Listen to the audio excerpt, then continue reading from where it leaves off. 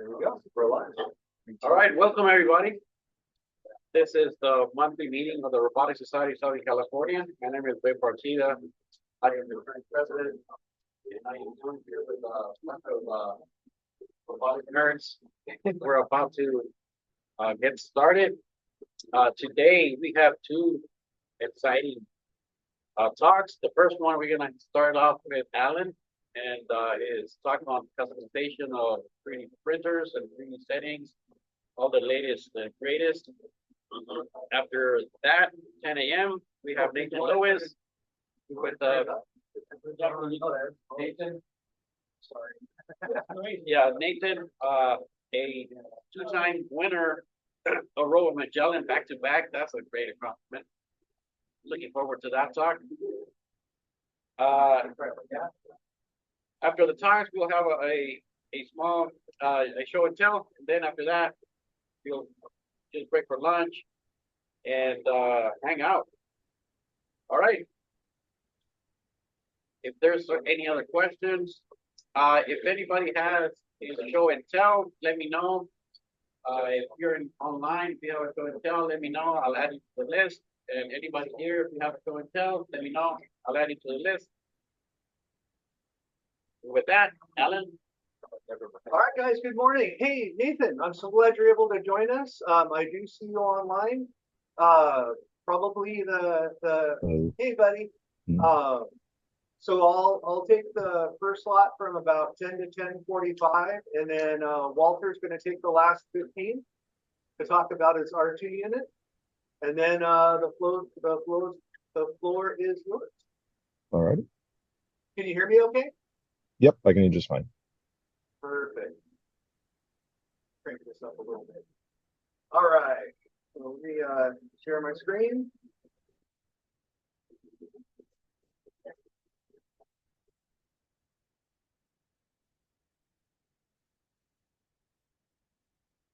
There we go. So to kind of start off the talk, I took a little trip down memory lane. I'm like, man, how long have I been 3D printing? So naturally, I asked Google Photos, so a quick keyword search on robot, starting with our latest, the Battle Droid. I've been printing for the past 4 weeks, rolling all the way down through half finished and almost finished robot projects, vacations, refits. And according to Google Photos, my first picture evidence of working on robots was around November 2013. So around 11 years, maybe a little teeny bit longer. I can't remember how long I was working on this before I thought it was cool enough to take a photo. So I've been printing for a while. I've printed professionally for 2 different services. Huge robot enthusiast, got into design work as quickly as I could.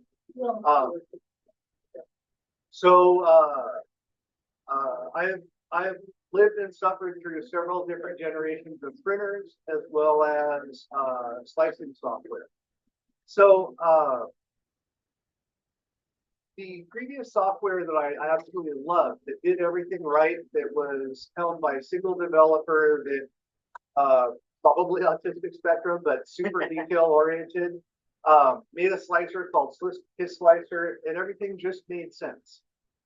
But he no longer supported the project, so I ultimately moved over to Cura, and Cura's okay. If you have a favorite slicer and you want to hold it dear to your heart and chest, that's totally okay as well. But when I laid eyes on OrcaSlicer and saw all the things that it did and how it was organized and how everything just makes sense and has same defaults and has a very active and vibrant user community, I'm sold. OrcaSlicer is my new slicer of choice. As we move along through the talk, I'll drop little tidbits and things that I've noticed that I really like about it. It won't be exhaustive.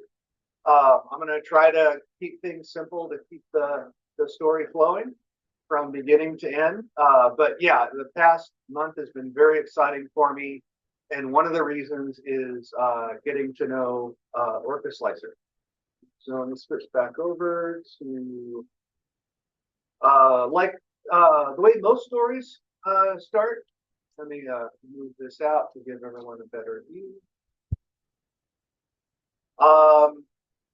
This story started with making a couple of these really fun two-tone prints for a manta ray. I liked it so much that I bought the model and then I ran a whole bunch of people in the office.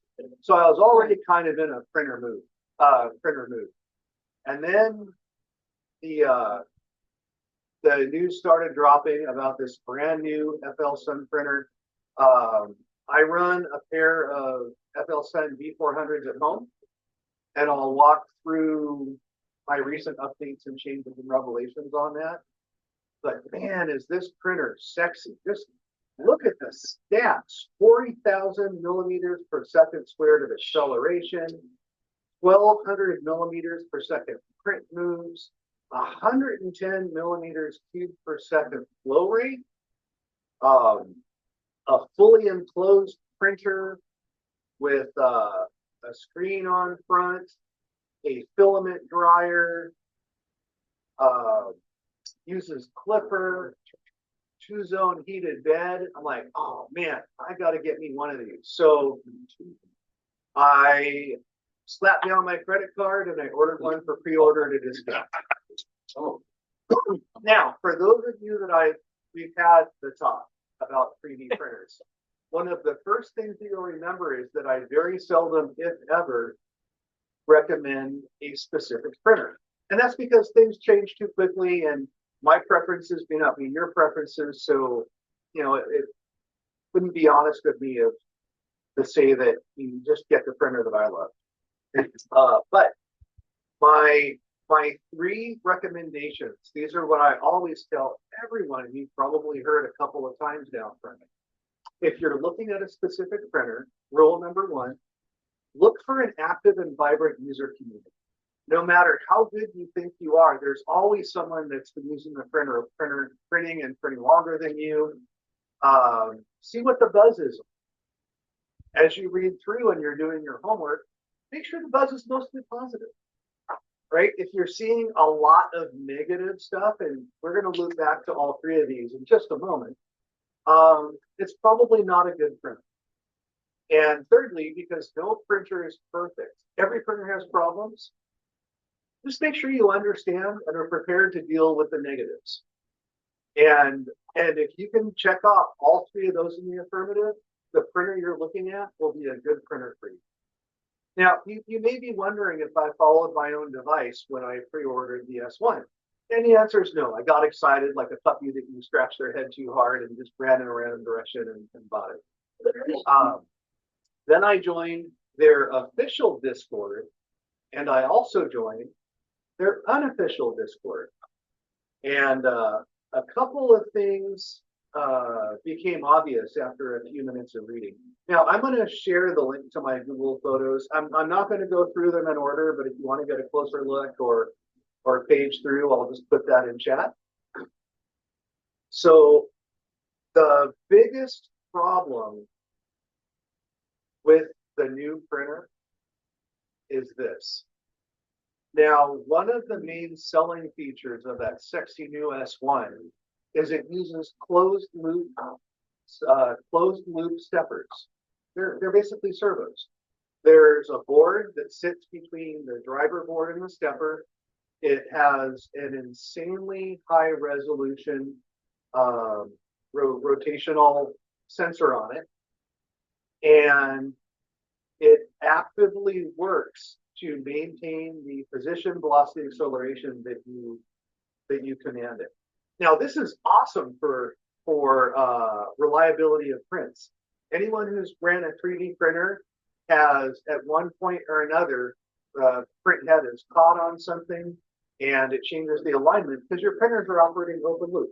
It doesn't know the current position. It's just calculating the delta from when it first did the homing. And with a closed loop stepper, it'll recover from it. So there's a chance that with a closed loop stepper, even if it gets caught on something, it'll recover and you'll be able to finish your print. That is the main benefit of closed loop steppers. What you're seeing here is the downside of closed loop steppers. If you are OCD like me and you go through YouTube and look for videos on closed loop steppers and 3D printers, you'll see they've been trying to do it for the past 3 to 5 years, mostly in the hobbyist space. And this is always the result. What you're looking at here is a pattern that is affectionately called salmon skin. And salmon skin occurs due to the ever so slight over and under corrections of the closed loop stepper that sits between the control board and the stepper hardware. Every hobby printer that's upgraded to closed loop steppers, and now that we've seen one current generation 3D printer use it, this was the main complaint. Everything has this salmon skin. No matter if you're over extruding or under extruding or printing slow or printing fast or using extreme cooling fans or turning the cooling fans off, you get salmon skin. This is a hardware issue. And in the closed loop steppers that accept SPI commands, and most of the ones you buy commercially do, not this one, but most of the commercial ones, you can actually send a command to say, hey, operate open loop, turn off the closed loop stuff. Now, and if this printer had this as an option, some checkbox that says, you know, use closed loop steppers for increased reliability may result in salmon skin, and I could turn it off, I probably would have kept my order for the time. But the boneheaded way that they implemented closed loop steppers as a cost-cutting measure, the main control board has no idea that it's communicating with closed loop steppers, and it's only communicating using the standard driver step-stick protocol. There's no ability to turn off the closed loopedness of the drivers. So I started the process to cancel my pre-order and get a refund. It took me about 2 weeks, but I was able to get it. And this was the main reason. Now, in addition to that, they use Clipper, and we were talking this morning about GPL software and other countries' willingness to take advantage of open source software, but not follow the rules. So they're not giving people SSH access to the printer. There's no way to load the standard Clipper. They actually don't even mention they're using Clipper in any of their materials. They're trying to hide it from, including hiding some of the advanced settings that the printer does. Their AI stuff doesn't work. Their clock detection, their spaghetti detection, everyone turns those off. Their auto leveling firmware only allows you to adjust it by 2 microns. And oftentimes it's too close to the bed. Anyways, it's a mess. The whole thing's a mess. Everyone's pretty upset with it. And to top it off, they advertise a hardened steel nozzle that can print abrasive filaments. One of my favorite filaments to use right now for robots is a carbon fiber infused PETG. And it is the perfect material. It has just the right amount of tiny give without cracking at the slightest, you know, if you hit it too hard, but still super stiff. It won't erode the hardened steel nozzle that they use, but their heater block is made with plain aluminum. So not only are you not supposed to go over 300 Celsius because aluminum becomes pliant at around 300 Celsius. If you use an abrasive filament, it's going to destroy the heater block. So they have all kinds of problems. So I canceled the order, but I'm already excited about printing. So one of the things that I noticed when I was going through this, well, is that my 400 millimeter per second printer that I bought 2 years ago is now being advertised as being a 600 millimeter per second printer. I'm like, huh, that's interesting. It's the exact same hardware. So I'm like, maybe it's time to upgrade my printers a little bit. That's much cheaper than buying 2 new printers that don't work. So I went ahead and started in OrcaSlicer. I copied and pasted the slicer settings from their default silly slicer to OrcaSlicer to print faster.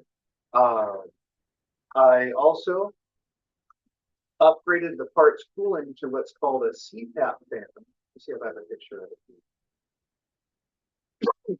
So very high volume, high speed airflow.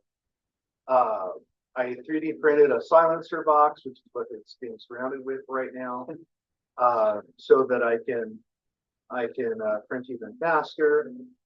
Much like the S1 has a heated dryer box, I invested in a couple of cheap dryer boxes just to put on top. And as of right now, I'm within a spitting distance of the performance of the lower cost version of the S1. The thing's running faster than I could have ever imagined. And as of right now, this is what my print corner looks like.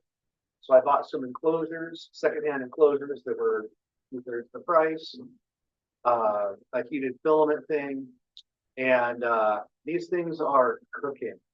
Just to give you a peek at what it looks like when everything's said and done. Did I say that?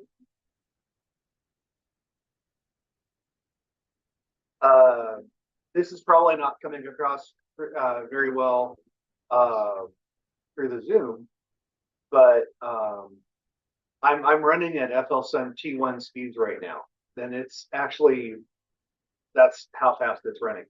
So what I wanted to do is to share with you some tips and tricks, the OrcaSlicer, things that if you are a 3D printer, you'll be able to take advantage of. If you're thinking about it, things to keep in mind. I wrote a whole different outline last night that would have bored you to death with individual tips and tricks, but I'm going to generalize a little bit more. Much like my advice for buying a 3D printer is general, let me show you how slicers work and some of the ins and outs and some tips that I've picked up that have resulted in me being able to print reliably and fast. And of course, starring OrcaSlicer, which is in my partially biased but professional semi-pro opinion, one of the best slicers out there. All right, so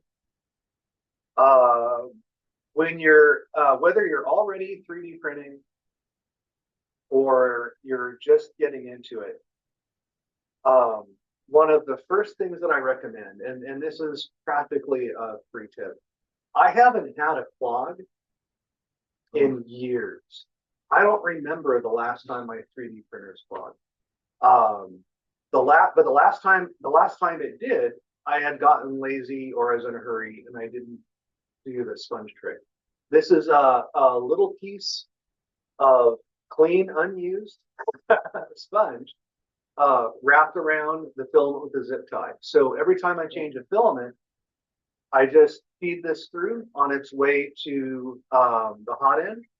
And so when I did the updates last month, I replaced the sponges and I cut open one of the sponges and it works. And I'm not exaggerating. I can't remember the last time I had a clog. Oh, good for you. So if clogs are something that you've had to suffer through and having to tear down the front end and then heat up the nozzle and find the right 7mm X wrench to take the nozzle off and using a propane torch to burn out the filament, or even more complicated, yes, the S1 hot end is basically disassemblable. This should hit close to home for you, and it's a simple trick. Yeah. Is it because you have moisture that kind of preps it, or is it there's dirt on it? There's dirt on it. So from the manufacturing process to the fact that there's dust everywhere in the air, to how it's stored and how it's used, like mine's in a workshop, right? Or my home office that I do work in that I probably shouldn't be doing. And it tends to attract stuff. And while I can't say that there's anything in this sponge that was large enough to cause a clog, I can tell you unambiguously I haven't had a clog ever since. And I've been doing this for about 8 years, using the sponge trick for about 8 years now. So super simple to do. I just grab a piece of clean sponge, got it with a little zip tie, wrap it around your filament and then zip tie it, and there'll be a little hole that you can always feed filament through. Super simple, and it'll reduce frustration with the printer, because for most printers, even the ones that are easy to service, unclogging if is a nightmare. Yeah, I printed a little case for mine. Instead of a little zip tie, it's a little case that just snaps together. I just put the sponge in it and flip it around the filament. Yeah, that is. I just Huh? use I just use masking tape to close this stuff. Yeah, and it's funny. Here it is. I just saw recently that, some enterprising person decided there you to go. commercialize it, Oh, and this will work. But the sponge trick, if you have a clean, unused sponge, you can, and a zip tie, or a rubber band, or a piece of twine, you can do for free. or masking tape, which I do, and I Yeah, undo it whenever, I put new. And then you replace it just once every, I don't know, many hour. It's like 100 hours, or I don't know, 50 hours of printing or something. Okay, yeah, every Right. couple of years, Or it's a long time. Yeah, it's Yeah. just what, It's a long and like you said, I don't see any particulates that would result in a clog when I open it up, but I can just tell you, the only time I've had a clog in recent memory was when I forgot to put the sponge back on. So super cool, super easy to do. The next thing is all 3D printer filaments, even PETG, the same material that's in disposable drink bottles, is hydroscopic, which I keep saying hydrophilic because I think it sounds funnier, but they readily absorb water. Hydroscopic? Yeah, hydroscopic is the nerd word for likes water, right? And there's a guy, I've seen it happen a lot for YouTube personalities. This is 3D printing nerd. That's his name, not the one I gave him. Yeah, Love the all guy, of them. does all kinds of fun stuff. And the 150 spools in a background makes for a great backdrop for a 3D printing. But there is no way, unless he lives in, what's the word for dry, arid? A dry climate, Arid climate. 12 months out of the year, he would be able to get away with this. Arizona. And it turns out he lives in Colorado.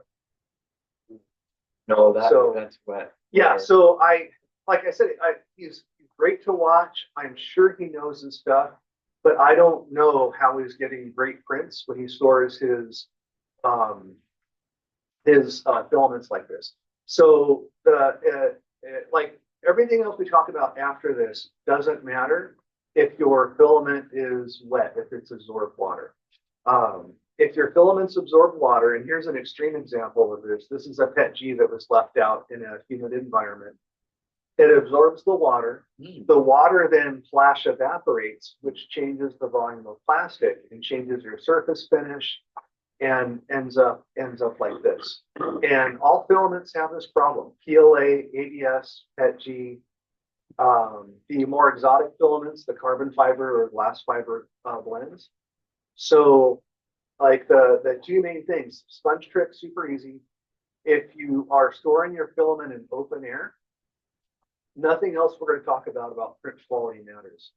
So what you're going to want to do is to keep your filament dry. Yeah. Yeah. Keeping it dry.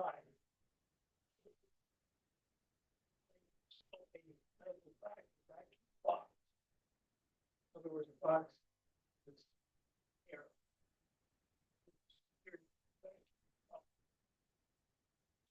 Probably one of I do like that. And of course, all the water and gases, whatever you put in. Yeah, there's the gold standard for pulling it out would be a heated vacuum chamber with airflow and desiccant, which would definitely work. I'm going to show you guys that's a really good idea.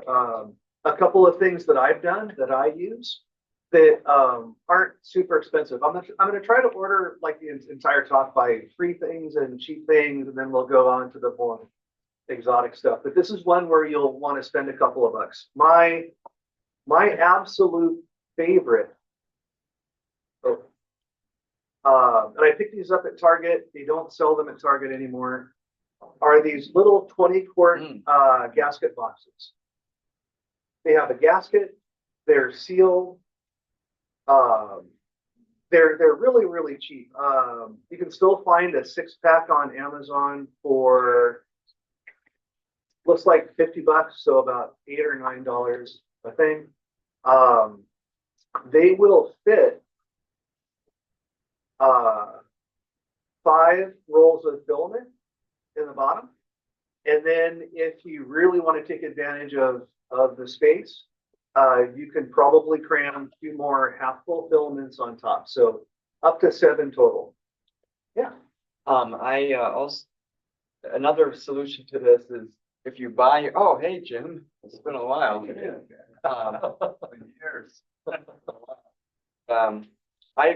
I kind of, you know, I have a Prusa, original Prusa printer, the MK2S turned to 2.5S, but the Prusa company in the Czech Republic, they sell really good filament called Prusament, and all of their, so I kind of, after doing different brands like Solutech and the others, you know, $20, $30 to $25 reels, I kind of settled on Prusament, where they sent me, you know, 1 reel originally with the, and it printed so well with it that I used that.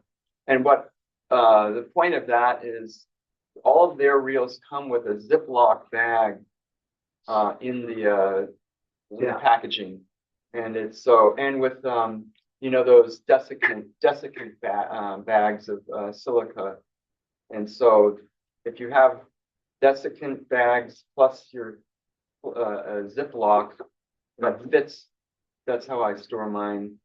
Yep, that's a really good point. Most filaments, when you buy them, have a resealable Ziploc. So whatever you can do to just keep them sealed when you're not using them.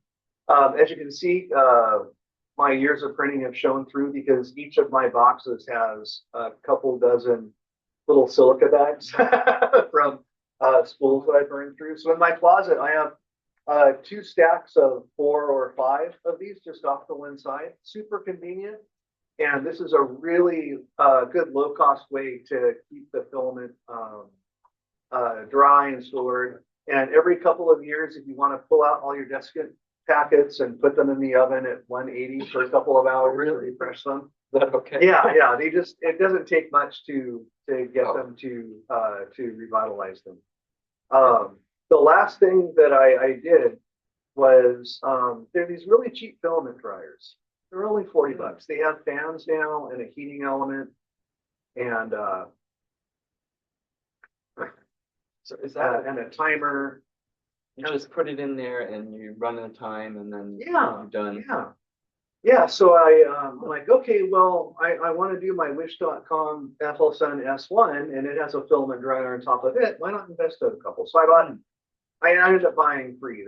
There's one for that replaces the spool holder at the top of each of my printers.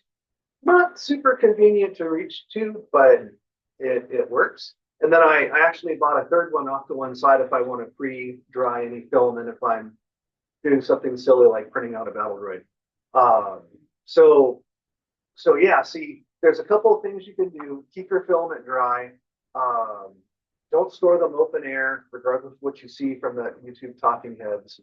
And if you've already done that, and I'll dry filaments even if I haven't left them open, even though they're vacuum sealed, you don't know what their life was before you got them. Oh yeah, Vasily, that's a really good point. Yeah, on Amazon, you can buy. Oh really? I never bothered. Usually. Oh, that's like the raw. They certainly sell big bags for like basements.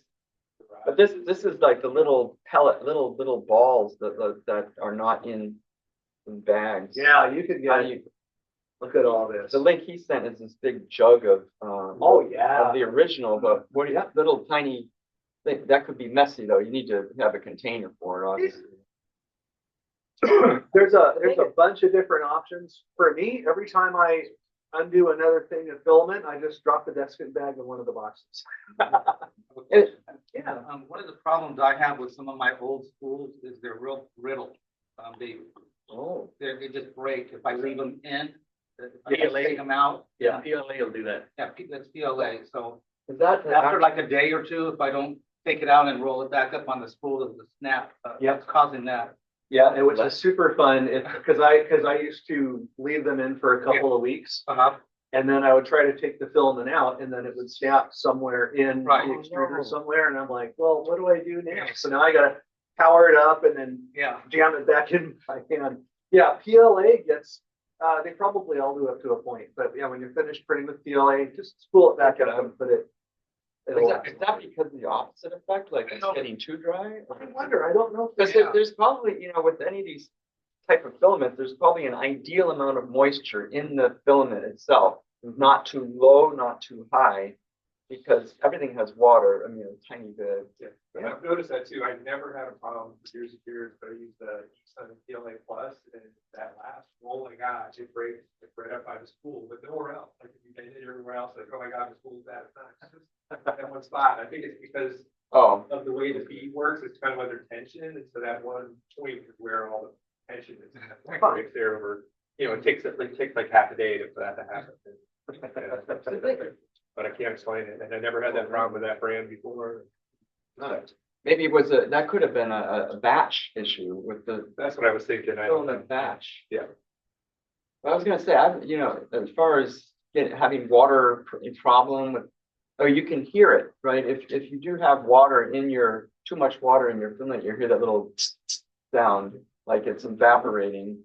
But I've almost never had that happen in that I can recall. So this problem doesn't have, I mean, if you take reasonable care of your filament, it's kind of rare. Yeah, like what you're seeing here with it, I just pulled this off of a YouTube clip. What you're seeing here is an extreme example. Yeah. If you've got a light shining down and printing, you'll probably still see a little teeny bit of steam puff off, and you'll never get it all the way out unless you do a vacuum like the full thing. But yeah, in extreme examples, it'll mess with your print quality of something serious. You can actually see. Yeah, steam puff out. that's if you really like it. Yeah. If it rained for 2 weeks and you left your in the damp garage, you left open reels of of film. All right, so let's talk a little bit about OrcaSlicer. I have it up on my screen now. Most modern slicers are a derivative of some other related slicer. So this is related to CSULB, which is related to the official FL Sun slicer, which is related to the original SLIC3R. And so they all have kind of a similar DNA to them, but they'll rename stuff a little bit. So if I've convinced you to try out OrcaSlicer, first thing to do is to check to see if your printer is officially supported. And they have a lot of default printers that are already in their catalog. They're adding more every day. And even if it's not officially supported, a quick Google search will tell you if someone who already has used your printer has taken the time to create the right slicer profile.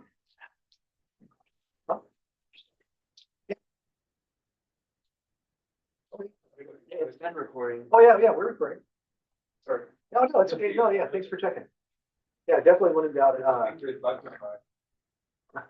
It's that little, it's a little red recording at the top. Yeah, we're good.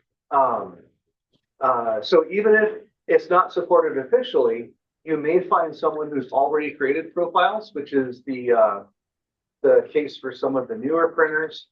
But even if it's not officially supported yet, and you seem to be the first one to do it, you still have an option to create a profile. And you do that by first finding whatever slicer your printer is supposed to use. For a lot of it, it's Cura. FL Sun's trying to differentiate themselves by having their own branded Truckasaurus, which is Orca, and they're failing. They shouldn't be doing that. Just release official profiles.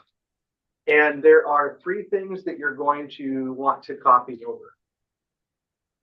And if this is one step too far, don't worry about it.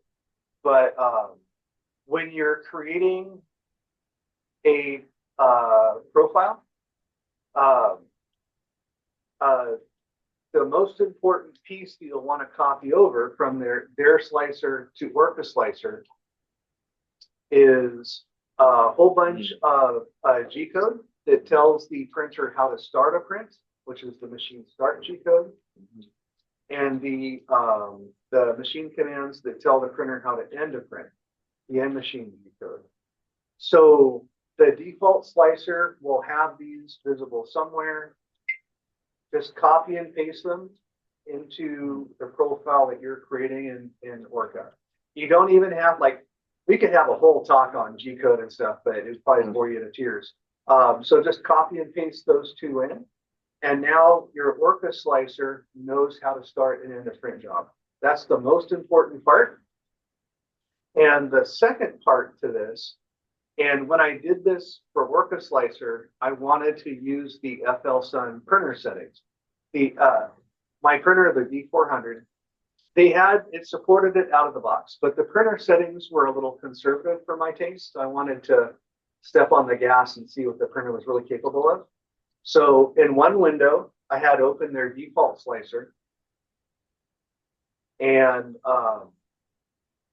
in the OrcaSlicer window, I just copied and pasted the maximum speeds, the maximum accelerations, the maximum jerk. Jerk describes how quickly you change direction. It's not a comment on you or the personality of the printer. You say jerk, it's like the derivative of precision is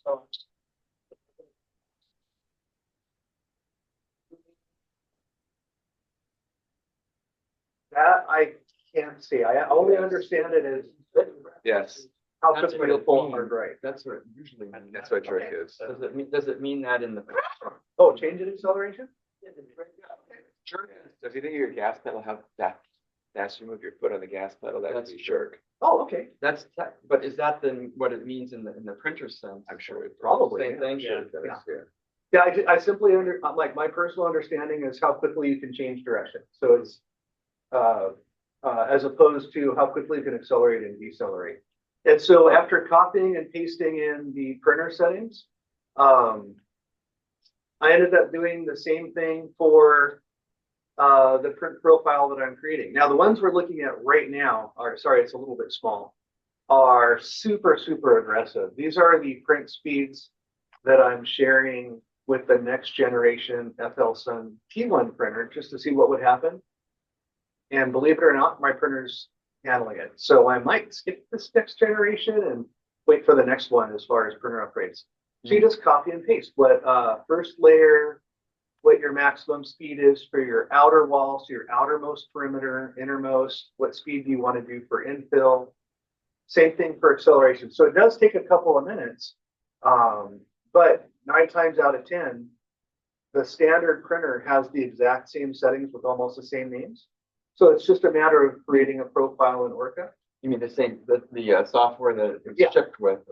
Yeah. But I was going to ask you, when people switch to Clipper, they often say, oh, you can get much faster.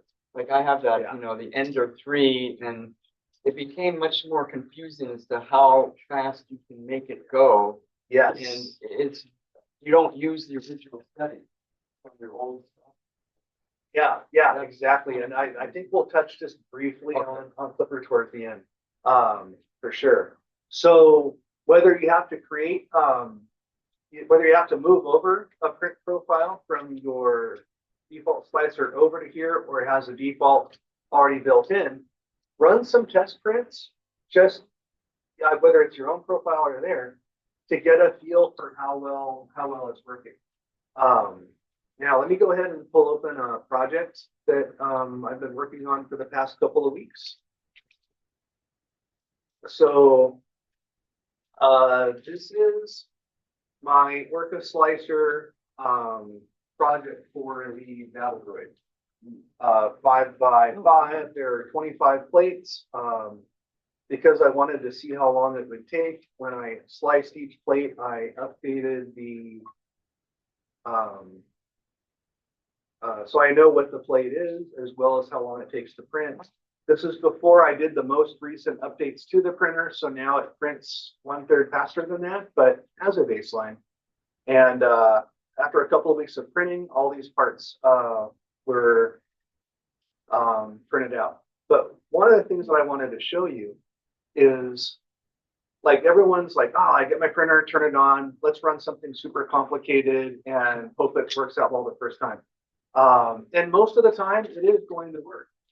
But if you're getting to know the printer and the slicer and want to understand the settings, it oftentimes makes sense to start with something that you'll anoint your sample part. And I actually brought a whole bunch of samples today. So what I did is I looked through all of the parts for the battle droid, and I'm like, man, this part's pretty neat. It's got some sharp edges, so I can test corner speed and ringing and accuracy, and it's got some smooth parts, so I can look at surface quality. So what I did was I took this part and I said, man, this would make a really good test part. I'll select it and I'm like, hey, slicer, I only want the bottom, give it a couple of centimeters so you can see the surface. I mean, you could go really, really low, but I want to set up a sample part using that profile. And so that is exactly how I found myself. So whatever files you have, you don't have to print out the whole part. You don't have to wait 4 hours. Find something smaller, and then you can iterate a lot faster to understand the print settings and to optimize them. And that's actually what I've done here. Let me start passing these stack around. So this is, I just ran these last night as I was trying to understand the capabilities and limits of They're all annotated. of my printer. So what's being passed around right now is a series of 5 sample prints. Maybe it's 5, yeah. 5. I'm looking for it. It's in here somewhere. How long did it take to print each one of these? These are solid. So on the back of it, on the tail, I wrote how many minutes. Oh, 43 It took, minutes. oh, I didn't 57 the. minutes. Okay, give me 1 second. I'll add in one more photo to Salmon's- the oh. Right? Was that 20% info or higher? You got some spider webbing inside one of them. 15% infill. That was Oh, 12. yeah, the angel here? Yeah, Or the angel spider here. web? Yeah. All right, so I'm looking for, I wanted to share a photo with the album. I'm going to add it in real quick, just a moment. It says it's already there. All right, let me try this again. Hey, Ellen, I just tried Orca for the first time last night, but I couldn't figure out, can you print directly to the printer via Wi-Fi through Orca? Or do you have to save the file and then upload it to the website? Orca has an extension and integration with Clipper and Mainsail. Oh, okay. And I think it supports a bamboo interface as well. But yeah, there is an option for some printers to pass it directly on. So I'll let me, as I wrap up here, maybe I can show you what that looks like from the slicer perspective. And I'm so sorry, I can't find the, okay, well, it's not in the album, but what we're passing around is 3 different print jobs. When you're testing out different settings, if you're trying to figure out what works, and in this case, I'm going full speed demon, so I want to see the effect of printing the sample part by cranking up the speed over and over again. So as you're doing this, and it's a learning process, it's a skill. 3D printing is a skill.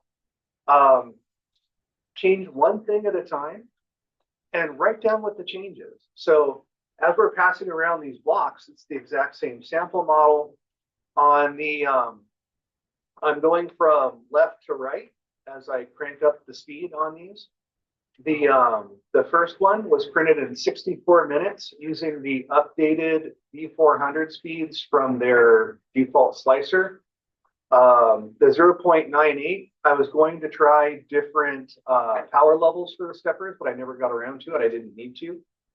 And the maximum flow rate was 28 millimeters cubed per second.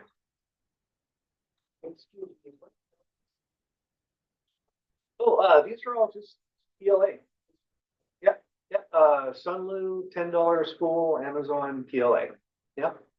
The second one is I used T1 speeds, but the standard printer accelerations, which just means it printed a little bit faster. So from 64 to 57. And then I cranked up the printer accelerations and the print accelerations to match the T1. And that one printed in 51 minutes. So we're already talking about a 10 or a 12 minute increase. And in this case, it was flow rate limited. I told the slicer that my printer maxes out at 28 millimeters cubed per second.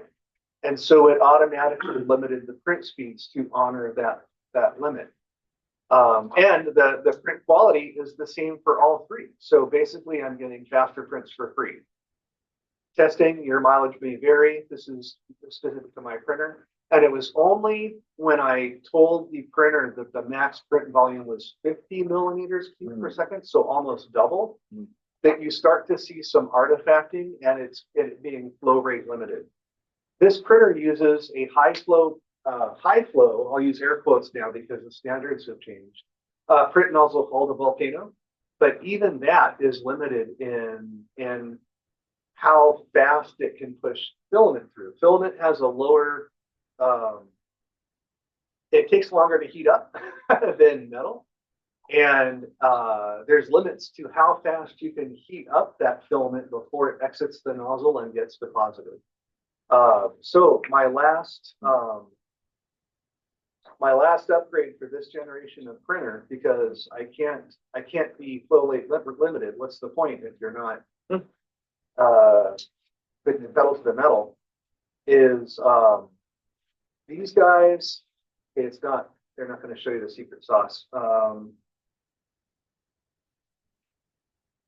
Let me see if I can get a picture of it. These guys have a patent pending triple channel. There we go. Oh. Wow. And the whole point of their triple channel is to increase the surface area between the heat block and the filament. And from their own testing, they're suggesting you can get up to 50% higher flow rate. So I'm going to invest in one or two of these to see if I can push the printer even faster, because the mechanics are fast enough.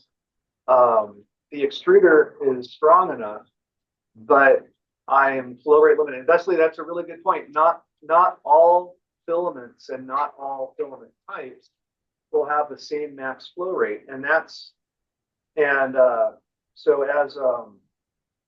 as a result, when you go in and you define these things, the flow rate that you store is stored per filament, because PETG will have a lower flow rate than PLA. PLA has a higher flow rate than ABS.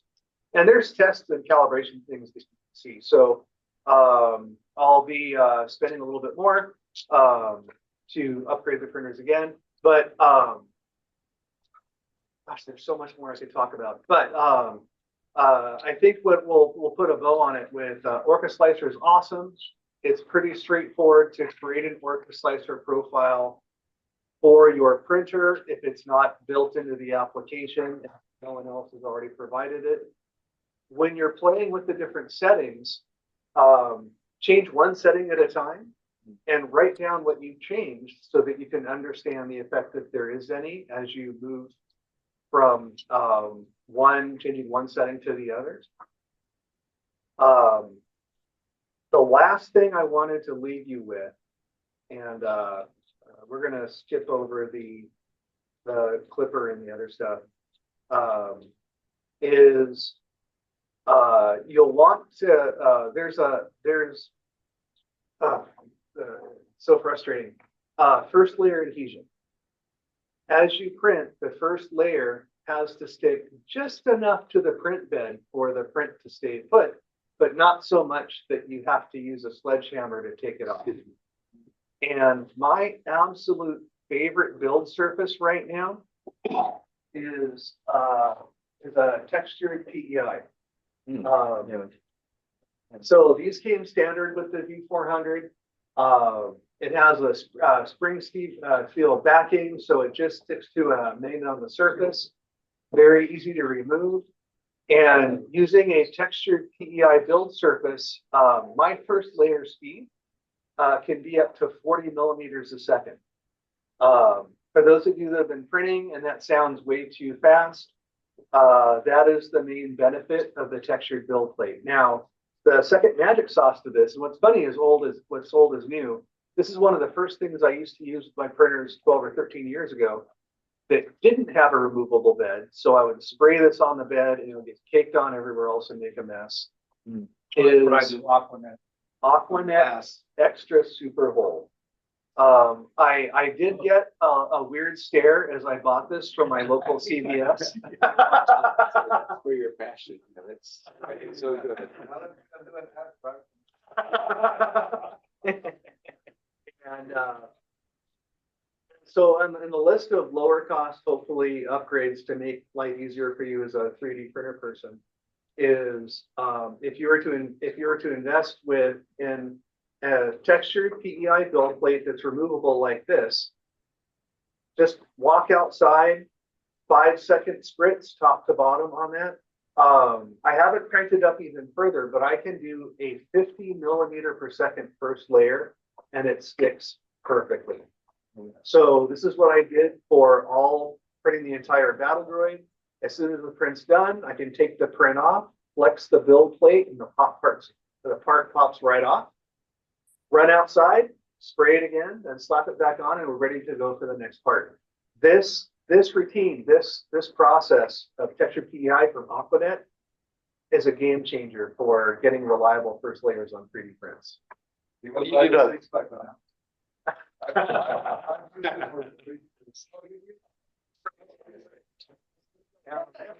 Then every 10 or 20 prints or so, I'll just run some hot water over it and I'll start it. Oh, is it water soluble or? It is water soluble, yeah. Yeah, apparently people put this in their hair.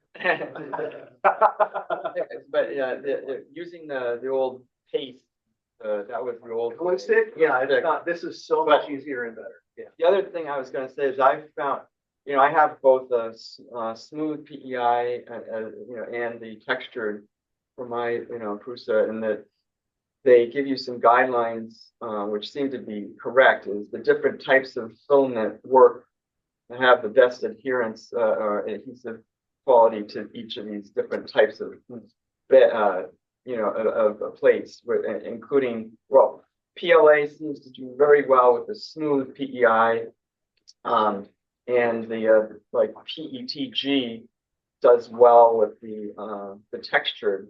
But if you use textured with with PLA, then it's a little harder to adhere. And so I would use that for PLA, but for PLA and PETG, I've printed all three, and this is working perfect. Right. So I guess your results may vary, but sometimes you don't need to use.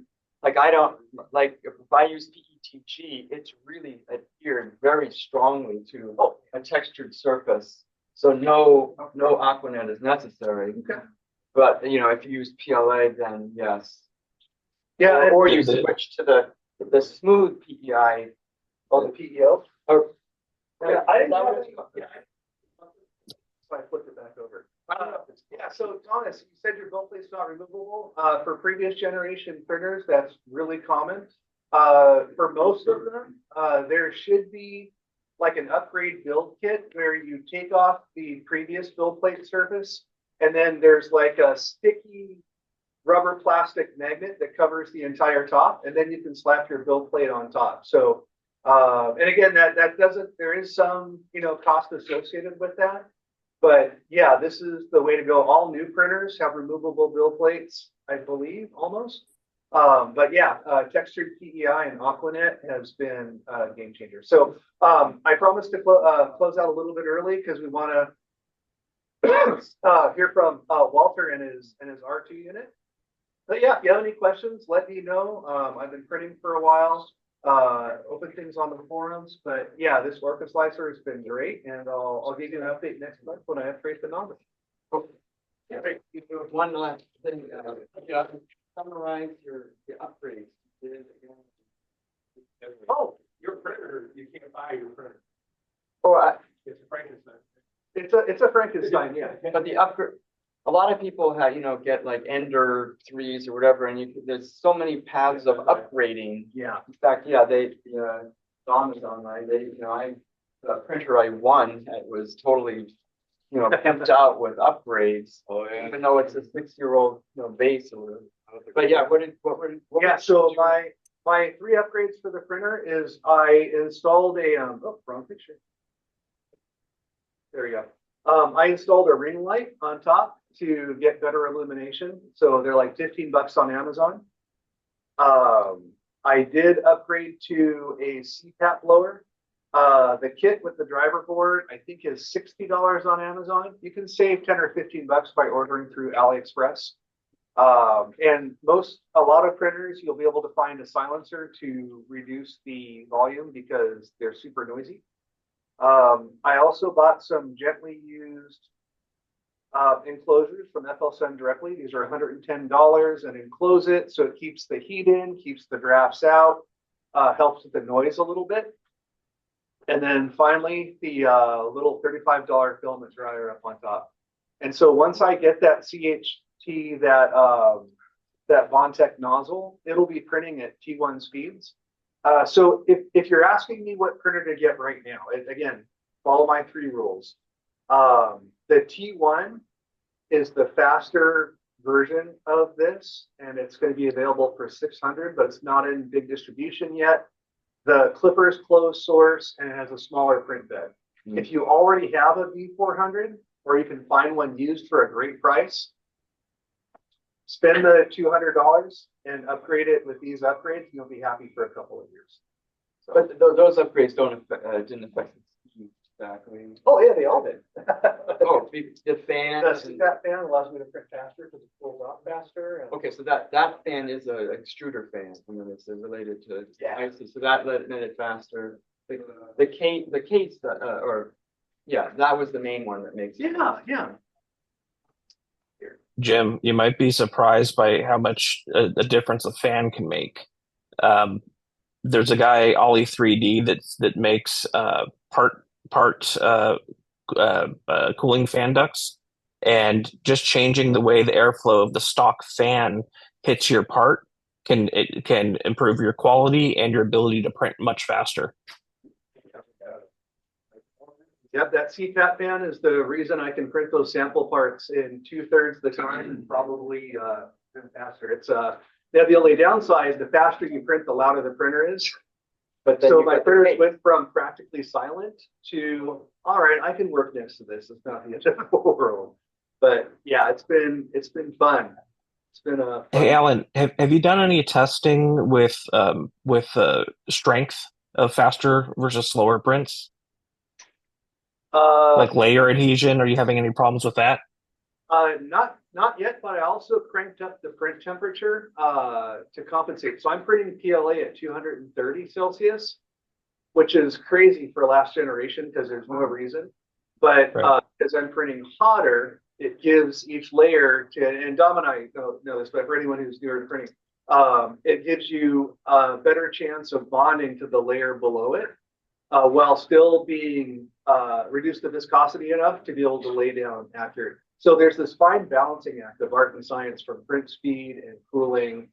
And for anyone OCD or autistic spectrum like me that just likes to fixate on it, it's a great hobby. All right, so Walter. All right. Yeah. Bring it in. Yeah, do you want to roll it into the? Yeah, I guess so. Or do you want us to head out there? Whatever. Okay, here you go. Let's roll it in. I'll roll it in. I'll roll it in. Am I accurate in saying fire shoes and vents to the window? Oh, no, that is for the computer. Oh, really? Oh, okay. So Thomas is asking, how do you vent your, or do you vent your 3D printer? No, yeah, I don't. But you don't use ABS, so. All right, change the controller, sounds like a band. It's an old, it's a 60-year controller, although it's old stuff. Old school for everything. I like it. Anyways, okay, so talking about 3D printing, so this is what this whole thing is about. Let me quiet them down a little bit. So this is an R2D2 body. So this is like a life-size R2D2 body, like what you see in the movies. It's the same specs of what you see in the movie. And it's a wooden frame with an aluminum skin wrapped around it. And then all the little extra pieces you see are 3D printed. It's all PETG. This is also a PETG based dome that I made. And this you haven't seen anywhere before. This is a custom dome that I created I like things to look a little different than what you see in the movie. So this is just a dome that I combine a bunch of designs from Star Wars and I just made it my own.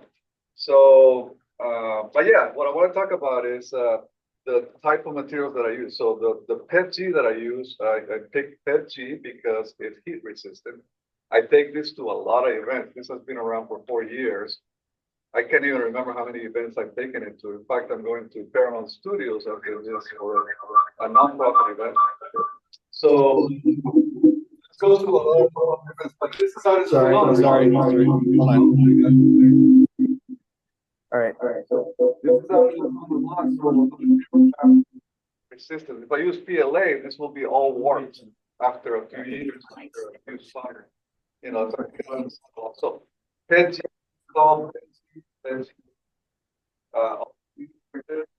and it's because to buy one of these pieces, aluminum, this would be like $200 a piece. And this could add up to like $45,000 if you do all aluminum, which I see people do. But if you pick materials like wood and 3D printed, then the cost is very minimal. So, but anyways, all 3D printed stuff, 3D printed, and I use the same printer that Alan uses actually. After I saw that he bought one of those and he was so excited, it's like what, 3 years ago or something? 2 years ago, yeah. Yeah. So I thought, you know what, Alan already put all the research effort, so all I have to do is buy it and it should work, right? And it did. Actually, it's the only printer I ever bought that I haven't had any clocks. And I've never done anything to the printer and it just prints all kinds of stuff. So Which one again? it's the FL Sun 400. Nice. But look, the bigger pieces, I do have bigger printers for the bigger parts. But this is like 20 inches wide. You could 3D print the entire droid if you want to. There's a group on Facebook that gives you the files where you can print the entire R2D2 with you can print the whole thing, everything. So, but because I take it to a lot of events, I chose aluminum for everything or wood, so that it could last a long time, and it has lasted quite a bit. It's been 2019 I finished it, and it took 2 years to complete it, and it's all remote control because I go to events where there's hundreds or thousands of people around it. So you have to be able to control each part of it so that you're not hitting people and things like that. One cool thing about it though, all the random lights that you see on this head, I used ChatGPT to code it. I was being lazy one day and I'm like, you know what? I got 14 LEDs here. These are like RGBs, and I have an Arduino board in there. ChatGPT, give me 5 random light functions with 14 LEDs on an Arduino board, and it did. I uploaded it and it worked, and that's what I use since, no modification at all, just boom. Like literally 3 seconds, done. You're done programming it, so, yeah, so that's kind of fun, make it work, This is actually a toy that you can buy at Walmart. So this is actually a toy you can buy at Walmart for 15 bucks. And this is a Lola droid from the Kenobi series. And so with my very limited Fusion 360 knowledge, Alan got me into the Fusion. I was able to design this whole thing so that it would match the whole, the sizing and all this stuff. And it was fun to just, design the whole thing so that it would fit. But this is an actual toy. And I hacked the toy so that I could remote control the functions of it. But right now it just runs autonomously. You can pet it and things like that. But that's the function that came with the toy. And the sound effects are also built in, so I like that. Literally, all I had to do was design a base where it would fit in there, and then it would actually pop out to do all this thing. And then I have the sound going through an amplifier and all this stuff. But you can have, different sounds and stuff like that. But yeah, it's got all kinds of fun little functions. But anyway. How do you turn it? Is there a turntable under there or something? There's a lot of. Yeah, I'll show you real quick. Why don't we do that now? So what it is, He doesn't like that. It's just a lazy Susan that I found on Amazon. Right? It's the right size. So you just put the lazy Susan in there. And this thing is You got a wheel driving it over there. Yeah, there's a little windshield wiper motor driving the aluminum wheel with a rubber.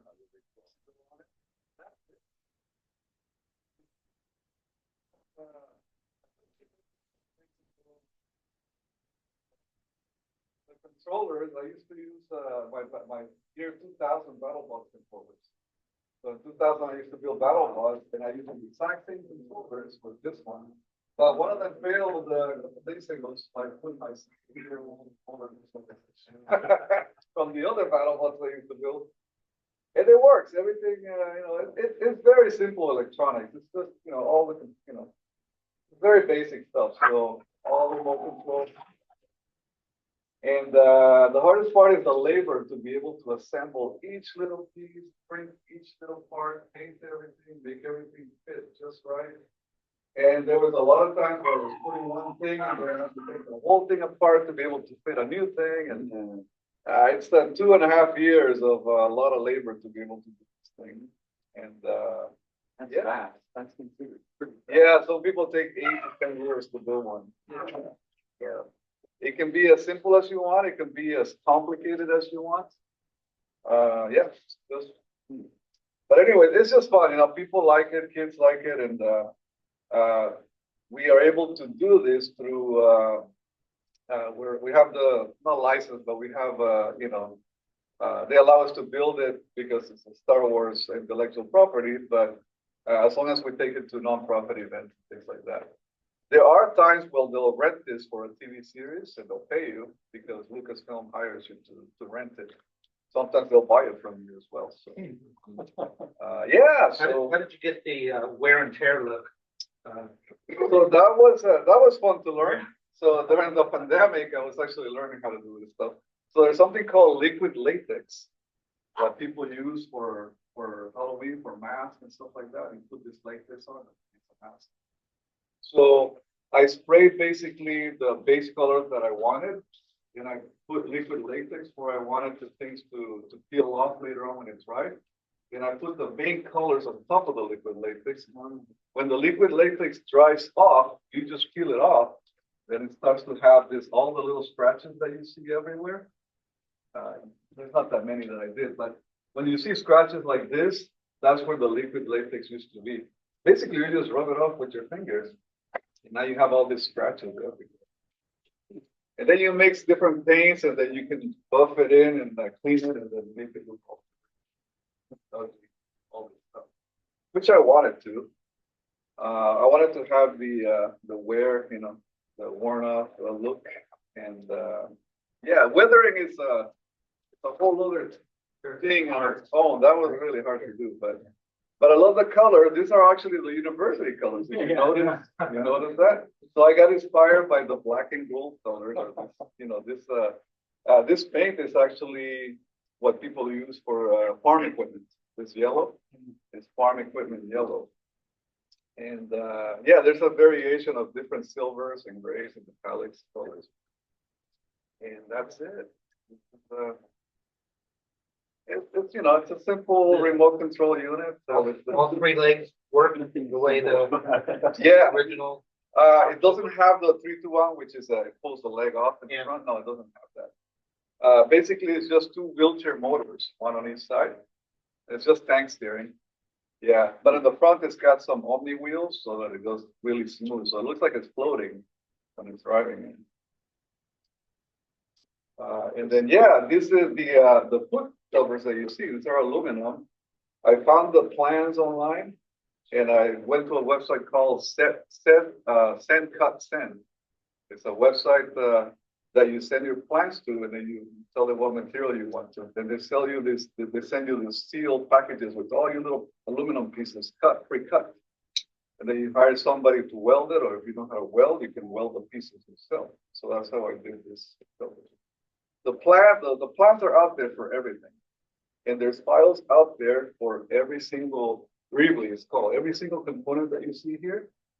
The plans are out there all over the place.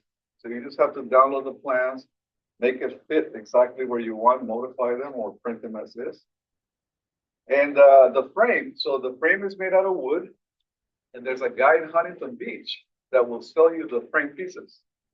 So you basically go to Huntington Beach and you get a pack of all these wood pieces pre-cut. And then you go home, you read the instructions, and you glue it and assemble it, and that takes a while also. It's not easy. There's a lot of wooden pieces here that you need to assemble the whole thing. And so it's wood, and then there's a company that will sell you the aluminum skin. So this here, it's a skin made out of aluminum that goes all around it. And it's all pre-cut for you. Because I'm following the standard of the real R2.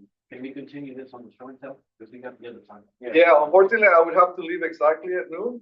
That's why I'm doing this real quick. But that's all I wanted to show you, that you can 3D print. All this is a PET-G on all kinds of printers. And yeah, so 3D printing is cool. You can make cool pieces out of it. Well, Alan made this huge battle droid out here. You can see it all. You too.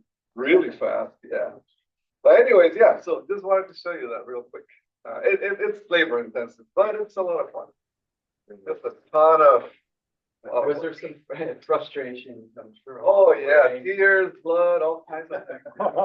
Stop doing it occasionally, and No, I never wanted to stop, but I was tired a lot. I tell you that, yeah. I think some of the pieces you can buy, like you just said. Some pieces you can buy. I mean, you can buy every part that you can. Well, not this kind of the piece that you see here, you can buy it online through a forum, but it will cost you. I mean, thousands and thousands of dollars. But I mean, 3D print. 3D print, but the non-3D printed things like the metal, you can also, that's like the aluminum. Like You would have to said, buy and it, the yeah. wood. Yeah, Buy it. like the aluminum skin is gonna cost you about $300. And then the wood is The wood is another $300 for all the pack of wood pre-cut. but that's The motors and all that is another $1,200. Motor controllers, another $300 something, yeah. So it starts that up, remote control, everything just adds up real swing, so. thousands. Yeah, it's a few $1,000s, up to $45,000 I've seen. We actually have a coworker here that has spent about $20,000 in his all aluminum. But he's never finished it. He's been at it for 15 years. I told him, I'll wire it up for you. He's like, oh yeah, one of those days. Anyway, all right, well, Bring it to Maker Faire. I want to see it. I will, yeah. Bring it up. All right, sorry about that, Nathan. We went over a little bit on that. Oh, no worries. All right, next is Nathan. Alrighty. Can everyone hear me fine? Mhm. Cool. Let me share my screen here. Window capture. Magellan. Alrighty, can everyone see my web browser here, or this Robomagellan slide? Yep. we did. Alrighty. So obviously I'm not going to see the chat while I've got this like shared. So if anybody wants to be the designated, somebody's asked me a question in the chat and wants to yell at me to address it, like feel free. And also don't if anybody wants to interrupt me during it to ask a question, like no problem. Alrighty. So my name's Nathan Lewis. I'm a software engineer in the game industry, working on like game streaming services. So robotics is my hobby, so don't take anything I say too seriously. I ran into Jim at I met Jim at Robogames 2023, and I met him again at Robogames 2024. And he asked me if I'd like to give a talk to you all about my robot, and also kind of a theme on trying to make Robomagellan more approachable, because the Robomagellan robots kind of have a reputation of being kind of expensive, because or just a lot of them end up being, this nice part, that nice part, we're going to cobble something together, and then cost runs out the window. So so I'm going to kind of, the idea here is I'm going to go through the design and kind of the design principles, and how my Robomagellan entries worked. And if I was going to build one from scratch, knowing everything that I know, what would I do? Especially if I was trying to make it cost less to make them more approachable. So I've been doing Robomagellan for a few years now. My first Robomagellan entry I built my freshman year of college back in 2012. So I mean, it was 20, Robomagellan, I mean, Robogames is in the spring, so yeah, it was the end of my freshman year. Either way. Kubernetes 1, I built in 2012. I took the silver medal in 2014 with that one, and I took gold in 2016. And then I didn't compete in Robogames for a number of years because I actually had moved to Irvine and was working down there, and I didn't do robotics for a number of years. But after the pandemic, I was like, I need to do this again. So I basically threw out most of the hardware from Kubernetes 1 and rebuilt it as Kubernetes 2. Bunch of different upgrades here and there. Switched to a lot of 3D printed construction on certain things. Only real common piece between the two is the RC car that the thing's built on. It's the same Traxxas Emax from years back. For those who don't know what Robomagellan is, it is an outdoor navigation challenge created by Seattle Robotics Society back in 2004. My interest in Robomagellan started, back when I was a kid. Robotics is kind of what got me into the computing field, is pretty much what got me into the computing field. So I saw the article about this one called Exploradora in the November 2005 issue of Servo magazine. And I wanted to build one ever since. And, it took me until college to actually get around to do it, to have the resources to do one. So Robomagellan is held in effectively an outdoor park-like environment. So think like a city park. It's usually like it's usually like a city park. It's not like a nature park. So the terrain is usually pretty, like, it might be rolling, but it's not too extreme. Like, there are trees, you got your usual park problem, obstacles, like, trees, picnic tables, park benches, people, lamp posts, stuff like that. But the occasional curb, I'll get to that. But typically it's not rough terrain, but your greatest obstacle is unmowed park grass.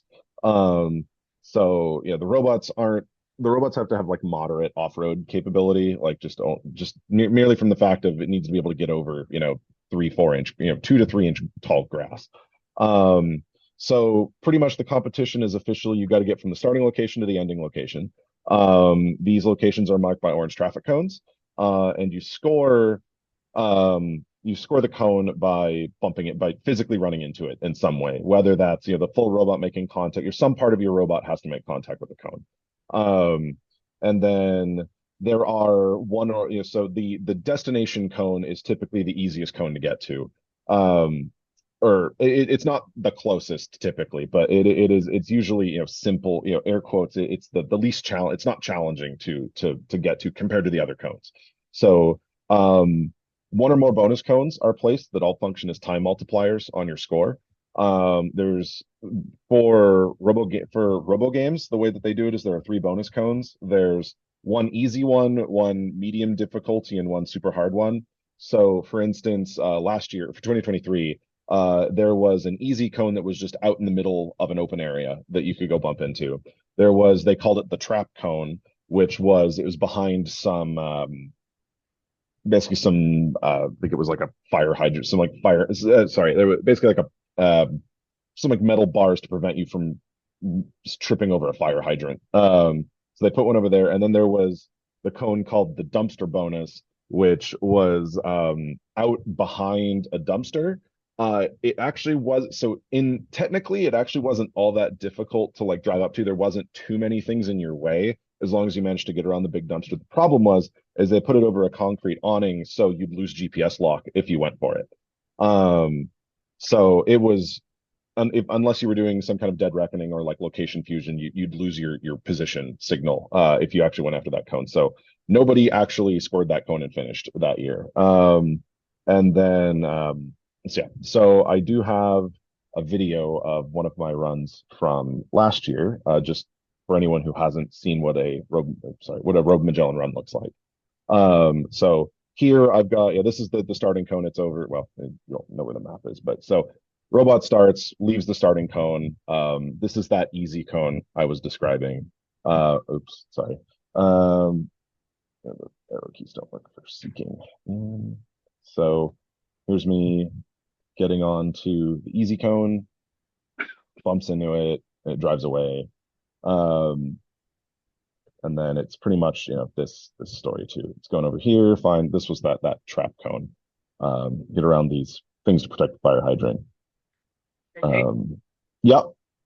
Didn't that first cone have a dead GPS zone? Yes. So I'm going to get to that later. But yes. So the challenge of that first little bit was that it was so close to that building on the side that we had to deal with something called the GPS multipathing problem.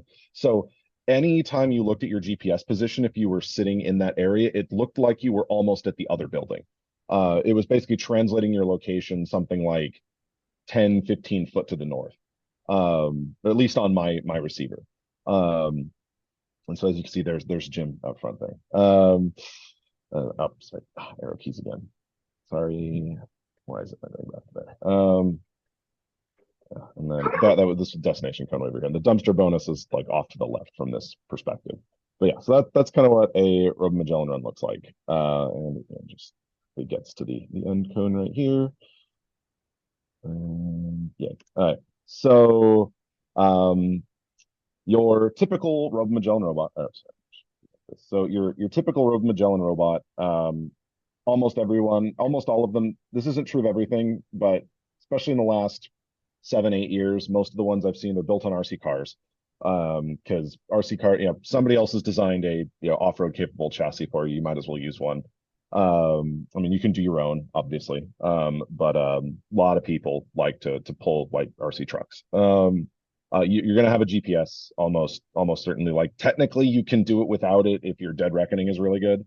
You don't absolutely have to have one, but you know, I'd almost say it's a requirement, and you can get, you can get pretty decent GPS receivers for not that much money these days. It's not like it was 10 years ago where, a good GPS would run you, $500. So you have a compass, you have to have a compass. You gotta know which way you're pointing. You have a camera of some kind to detect the cone. I mean, the cones are selected as that safety orange, it's the orange traffic cone. It's realistic. It's mostly a unique color. Sitting out there, there's not too many safety cone orange, objects out in the wild. Sometimes there are. Sometimes somebody's wearing an orange hat or, something like that, or an orange shirt if they're trying to be mean. But typically you have some kind of camera. A lot of people are just using web cameras these days, or if using Raspberry Pi camera. You have this is kind of optional, but I highly recommend having some kind of odometry on your vehicle. Basically just count how many times your wheels have spun, so you can do a rough calculation of how far you've driven.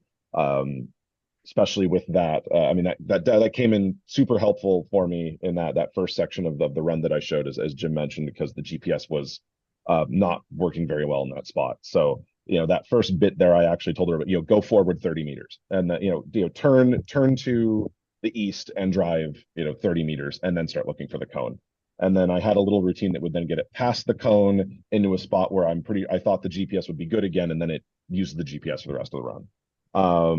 You have some kind of contact sensor, so when you bumped into the cone or a wall or something, and then typically you'd have some kind of proximity sensors, whether that's like sonar or LiDAR.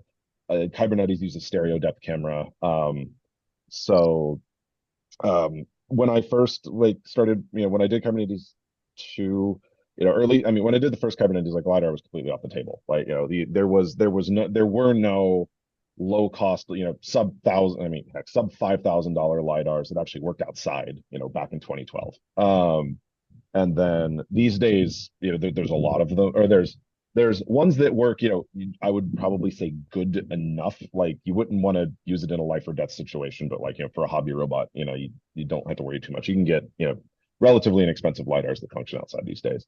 But I mean, I went with stereo depth because I still didn't want to trust a LiDAR at the time. So Kubernetes is the kind of the design ethos for me is I tried not to over engineer any particular part of it. A lot of the software and hardware choice is quote designed for the competition. I started off as I'm going to build something for this competition. I didn't really start off as I want to build this general navigations platform that I want to use, and then I'll make it do Robomagellan. It was I'm building a Robomagellan bot, so a lot of my software choices where it'd be not great for a general platform, but it works good enough for Robomagellan, kind of thing. So my main recommendation for Robomagellan in general is just use a good GPS, and then honestly trust it. They're not they're obviously not 100% accurate. Obviously, you can do things to get a better location, like fix, sensor fusion with your odometry, with your IMU. All of that will give you a better position, but typically in the areas that you're running Robomagellan, a state-of-the-art GPS receiver will report a lot of them called autonomous mode, basically without any sort of external correction source. Most state-of-the-art multi-constellation GPS receivers are capable of giving you a position within 1.5 meters at a pretty high update rate. It can jump around, but you're pretty much guaranteed a 1.5 meter radius circle of error.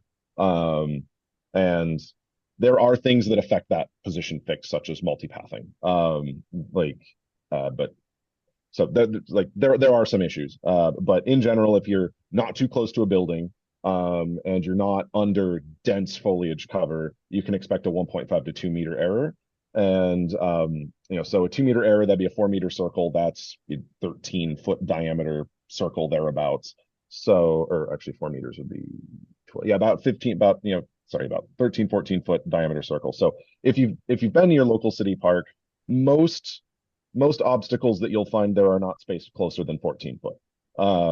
So even though you may be off by 2 meters, your location, your error in your location may be off by 2 meters. If you can get within that error circle, you are probably not going to run into anything.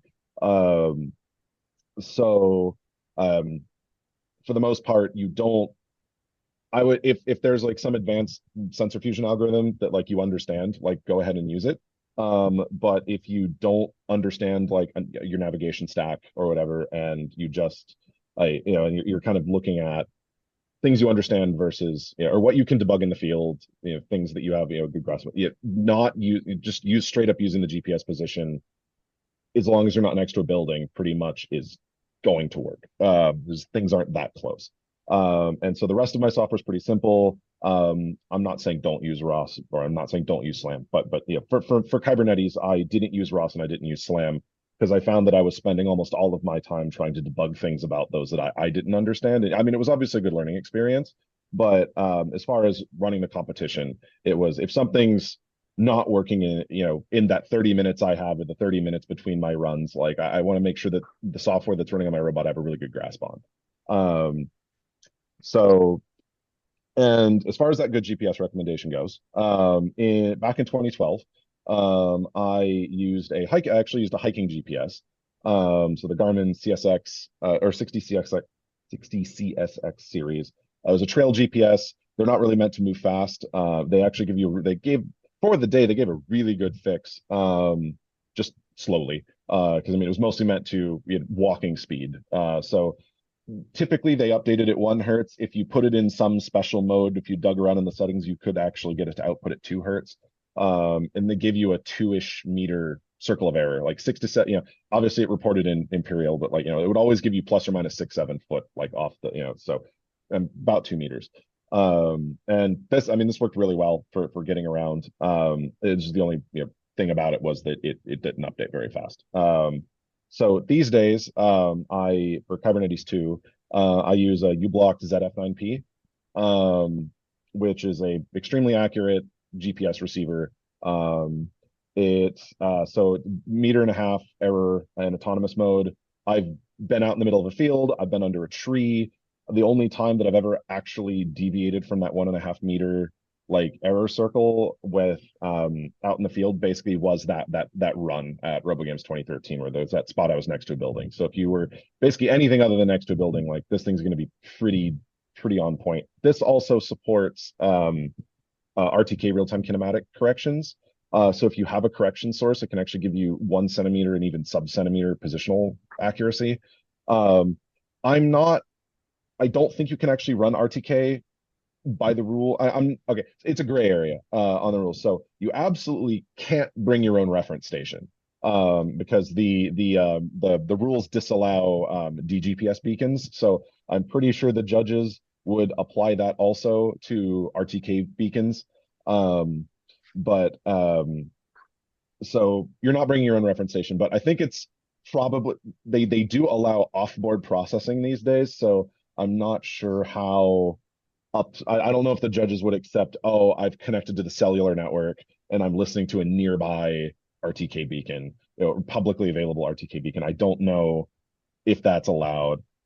And if you really wanted to just throw money at the problem and like cheese the competition, or if you just want to throw money at the problem, there's also now something called SBAS or satellite-based augmentation system, which basically is the GPS or some vendor providing RTK corrections via satellite feed. So uBlocks has their own service. Other vendors have their own service. But effectively, you just pay a small subscription fee. It's like $15 a month, and you can actually just get RTK directions directly from space. The uBlock service improves accuracy to about 100 to about 10 centimeters. So not the absolute like achievable 1 centimeter if you had a nearby beacon, because the uBlock stations are about 100 kilometers apart. But if you were willing to pay them, you can actually get RTK from space effectively. This GPS updates at 20 Hertz, and it's a multi-constellation, multi-band GPS, so L1, L2. So that's pretty standard for high-end GPSs these days. The RC truck that I chose for Kubernetes is a Traxxas Emax. It's an old one these days. It's a 3903, so it came out in like 2010. This one shipped with dual brushed motors. I replaced it with a brushless drive system. I put in a higher torque motor. I lowered the gear ratio so it doesn't go nearly as fast as the box label used to say that it does. So it probably tops at about 10 miles an hour these days. I also, and kind of the design of the chassis, it's effectively a USB controlled RC car. I put an Arduino in there. The odometer, the bumpers, the current sensors, the radio is all handled by the Arduino on board, and there's just a USB cable that plugs into it from the top plate. The odometry on Kubernetes 1 and 2, since it's the same platform for both of them. I used there's a shaft coupler off the transmission input shaft, and then there was actually a fortunate, to my benefit anyway. There's actually a little plastic grommet that plugged into the front of the transmission because the tightening nut for the slip clutch that's in there you could access without taking the transmission cover off. So actually what I did is I just took the shaft coupler and extended the transmission shaft out through that hole, and I just put the odometer on the surface there. And it's just a US digital optical quadrature encoder. So this is how I count I can measure how fast I'm going, and then there's just a PID loop on the Arduino that controls this. Oh God. Sorry. Yeah. So then I for compass / inertial / IMU on Carbonatus 1, I used an MPU 9150. This worked pretty well. There's also an onboard sensor fusion engine in there called the DMP, the digital motion, called the DMP. So it just spits out a quaternion of its orientation, and you can just use that directly. You can also feed calibration data or some calibration data back into it, and it works okay. And then for Kybernetes 2, I actually technically went backwards, and this IMU sucks. So don't buy one, please. Do yourself a favor. So the compass doesn't work really at all.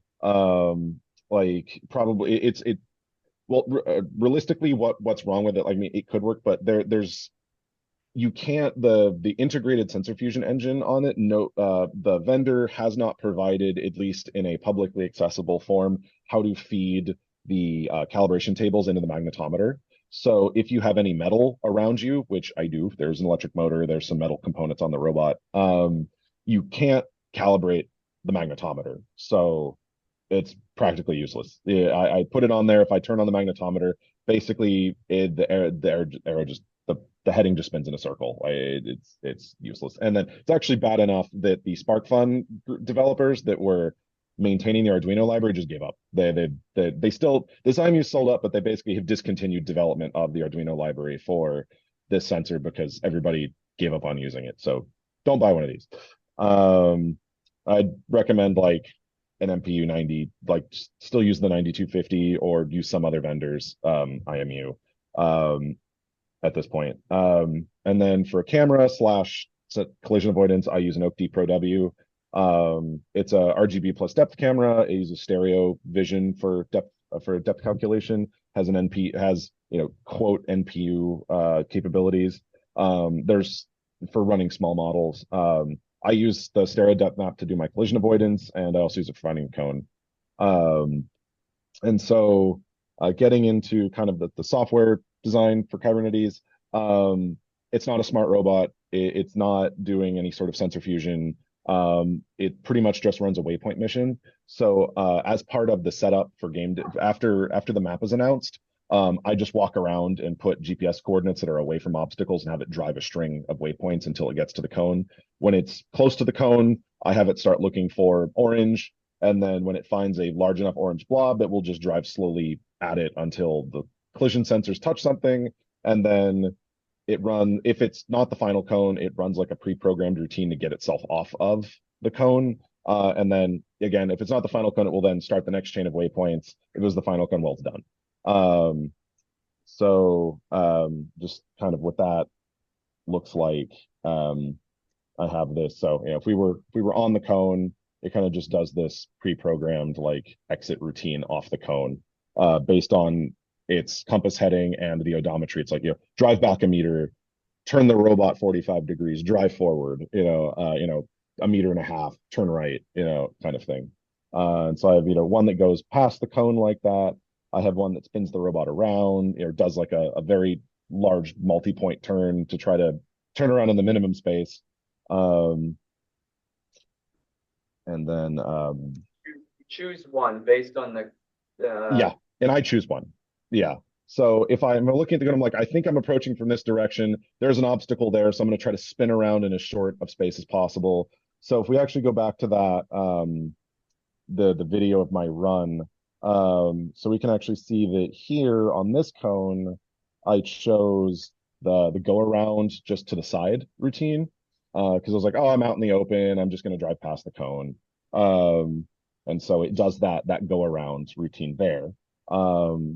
And then on the next cone, here, it does that multi-point because I figured I was going to be near this fence. So I wanted to do the minimum like distance turnaround. And it's not doing this itself. Like, it it didn't choose to do this itself. I walked the course. I was like, okay, this cone, I'm coming in from this angle. What should I do? And so I actually just plotted out. It's like, okay, go to this, do this, drive this, find the cone, do this move around routine, drive forward. Okay, you should have a GPS now. Based on GPS coordinate, drive over there. And then, so kind of like that. So it's not doing some grand, like, it doesn't have a map. It's not doing like route planning. I did the route planning.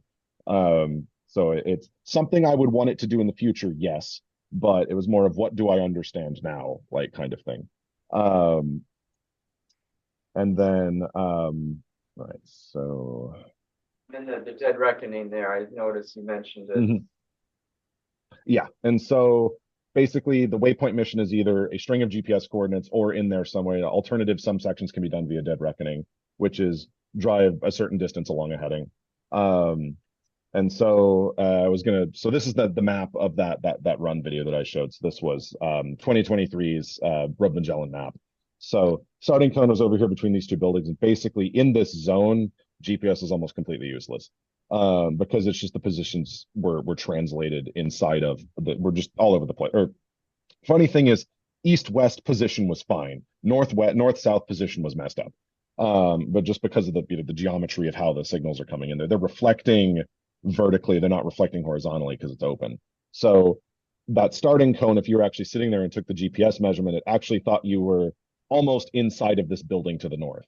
And so if you're trying to drive from here to here and you are measuring yourself as up here and you're trying to head to this cone, well, if you start here, you're now driving straight through this building, which is why I hit the wall on run 2. Because just the way that the satellites were positioned on my first run, I actually made it through there without any multipathing trouble. Like I actually, on GPS, managed to drive from here to here. I made this piece, this connecting leg with GPS. Then on my second run, it did not, the position was messed up. And it was like, okay, I went and checked my logs, saw that it was definitely not where it should have thought it was. And then it ran into a wall. And then so there was this easy bonus, and then I went for the trap, and then I went for the gold. As you can see, the dumpster bonus was like under an awning. And so I was gonna make this hazard for this position is the GPS multipath hazard, which is basically the way that a GPS works is you have a bunch of satellites in space, which basically the only thing they're doing is they have an atomic clock and they broadcast their position. They broadcast the time that they measured and their current position in space when that time was measured, and that's sent out as a radio signal down to the receiver.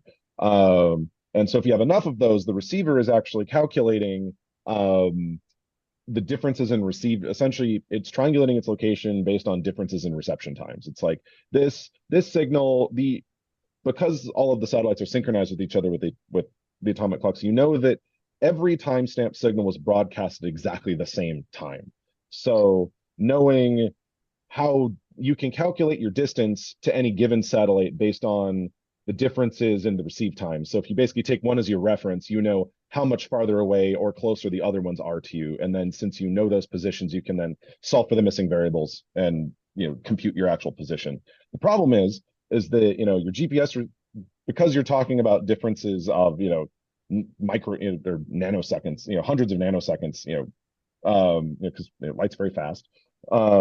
If you see the signal from, you could see the signal from the satellite and then a signal reflecting off a building and then coming down to you, basically receiving the same signal or receiving the same signal from the same satellite at different times. It obviously, depending on which one you're listening to, makes computing its actual it makes it you're unable to actually calculate the real distance to that satellite. Technically, like most of the rejection tries to function based on, okay, I received this one at this signal to loss ratio. I received, or this signal came in with like this relative strength, and then I received this other one that was not the same relative strength. I should listen to this one instead, kind of thing. But it's not, the rejection's not perfect.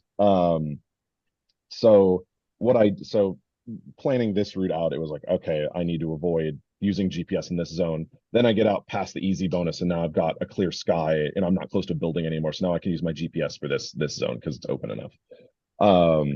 And so for 2024, there was we weren't actually close to any, we weren't really close to any buildings. There is this Children's Discovery Museum here, but at no point were we anywhere as close to that building as we were for the other ones. So the actual major obstacle, the major trouble for this one is that there's a lot of foliage on the shortest route between the start and the goal cone.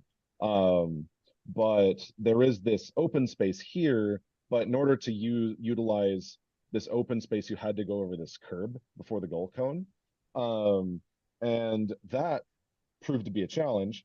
So this is Jim's video that he uploaded of me getting stuck. My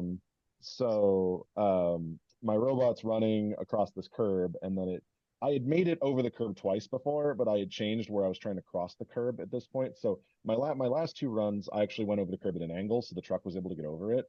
But in this one, I actually hit it dead on, and I got stuck. Basically, the front two wheels ended up on grass, and then the rear wheels are still on, or effectively oops, sorry, I went too far forward. I didn't actually get over it. They were like, oh, you're run. I ended my run, and then it's like, hey, would it have finished? And we pushed it over the curb. But I'm not actually high centered. This is actually purely a traction problem. Oh shoot. Next year I will, depending on which one I bring, I may choose to bring more, aggressive tires, ones that'll grip the curb better, I guess. This is the same chassis I have, but these tires are quite a bit larger than the stock tires, because the stock tires on the Emax are meant for like dirt and gravel and off-road like racing versus sticking to rocks, because the Emax is not out of the box built as a rock crawler. So for climbing over obstacles like this, it's actually not necessarily well suited. Okay, now the keyboard error is working. So I kind of went over this a little bit. So the game day guide is basically, for me, walk the course, find the obstacles, plot GPS coordinates away from obstacles, accept a longer driving distance in exchange for having less obstacles near the route. And then if buildings can't be avoided, you go on Google Maps, try to set up some waypoints that as you can see them, measure the distances, if you didn't bring one of those like rolling distance measurement tools. Use Dead Reckoning for zones that the GPSs could be a problem. And then you get 3 runs. So the first run, I always just head straight for the cone. I just want to score on the board, because unless you hit the goal cone, your score is how far away you got, or how close did you get. And if nobody hits the cone, it's who got closest wins. So run 1 is skip all the bonuses, just beeline for the destination cone. Try to get some score on the board. Run 2, I typically try to hit both bonus 1 and 2. So in 2023, I hit bonus 1 and 2. This year, I actually only went after bonus 2, because as you can see with that pre-plan, so one of the deficiencies for Cybernettis is, with that pre-plan get off the cone routine, it actually takes me a significant amount of time to actually get on and off a cone. So depending on what the total runtime, the destinate, you're not actually driving all that tremendously far. So for instance, for this past year, for 2024, it only took me, I think it was 52 seconds to get from the start cone to the destination cone. So the bonus 2, so the bonus cone 2 halves your time. Or bonus cone 1 is a 90% multiplier. Bonus cone 2 is a 50% multiplier. And if you hit more than one bonus cone, they multiply them all together. So if you hit all 3, it's 90% times 50% times 10%, and then times your total time. But so I went for bonus 2. But the thing is, if I can get to the goal cone in 52 seconds, I can't increase my run time more than 52 seconds to hit a cone, to hit that bonus 2, and it'd actually be worth it. So this year, actually, with how long it took me to get on off the cone, because I didn't plan essentially my arrival coordinate for bonus 2 well. So I actually was quite far away from it when I started trying to visually guide myself onto the cone. And it actually took me almost a minute to drive to the cone, let alone how long it took me to get off of it. So it ended up totally not being worth it to hit that bonus cone. My best time of the whole day was just that initial run. So one of the goals for the future of is to get on and off the cone faster, or one of the design goals that I haven't seen used in recent years that I have seen used in past years is, some people called it the whisker bumper. which basically rather than bumping into it head on, you basically put like a whisker off to one side of your robot and with a contact sensor, and you just drag like a cat toy, effectively along the cone because you've contacted it. So you don't even have to stop. You just sideswipe it, and as long as you don't knock it over, you're fine. Um, so that's something I think I might try in the future. But I've seen people use them in the past. Way back when we were still doing it at San Mateo Fairgrounds. Um, and so run 3, I try for all cones, just to try. But this year, I've never actually done that because I've both years I messed up run 2. Last year I messed up my run 2. Sorry, 2023 I messed up run 2, so I only ever did head for the target cone, head for bonus 1 and 2 because I messed up. I failed one of my runs. And then for this year, the bonus, the difficult bonus was put under a bike lockup, so you had to drive straight into it and then straight backwards. Otherwise, you'd get stuck. And there was no way to come at the side. You had to drive in a very specific like route to actually hit the cone. And I messed up my run too, because I forgot I did a goof. I started the program that the run does over SSH, and then I closed my laptop, which killed the process on the robot. Um, so so that was a stupid move on my part. So I basically they let me actually start my robot, but I basically added 2-minute penalty like on my time, and then so I just retried run 2 for my third run, but then I got stuck on the curb. Um, so so some of the deficiencies I noted: getting off the cone takes a long time. One I wanted to note is that the color-based visual guidance onto the cone, like I convert all the RGB data coming into HSV or hue saturation value, and I try to track based on hue. It's kind of it's better than trying to use RGB or YUV directly, but it's still kind of error prone, especially at longer distances because it's hard to distinguish. Red and orange are very close, so it's at a distance or under bright light scenarios, it is quite difficult to tell the two apart, or like the orange in shadow or orange, like because if you're looking at the cone, like it's not flat orange across it, as it rolls off, like on the as you the angle increases, you're looking at a cone or you know a rounded object, like so it's most orange dead on in the center, and then it gets dimmer as you go around.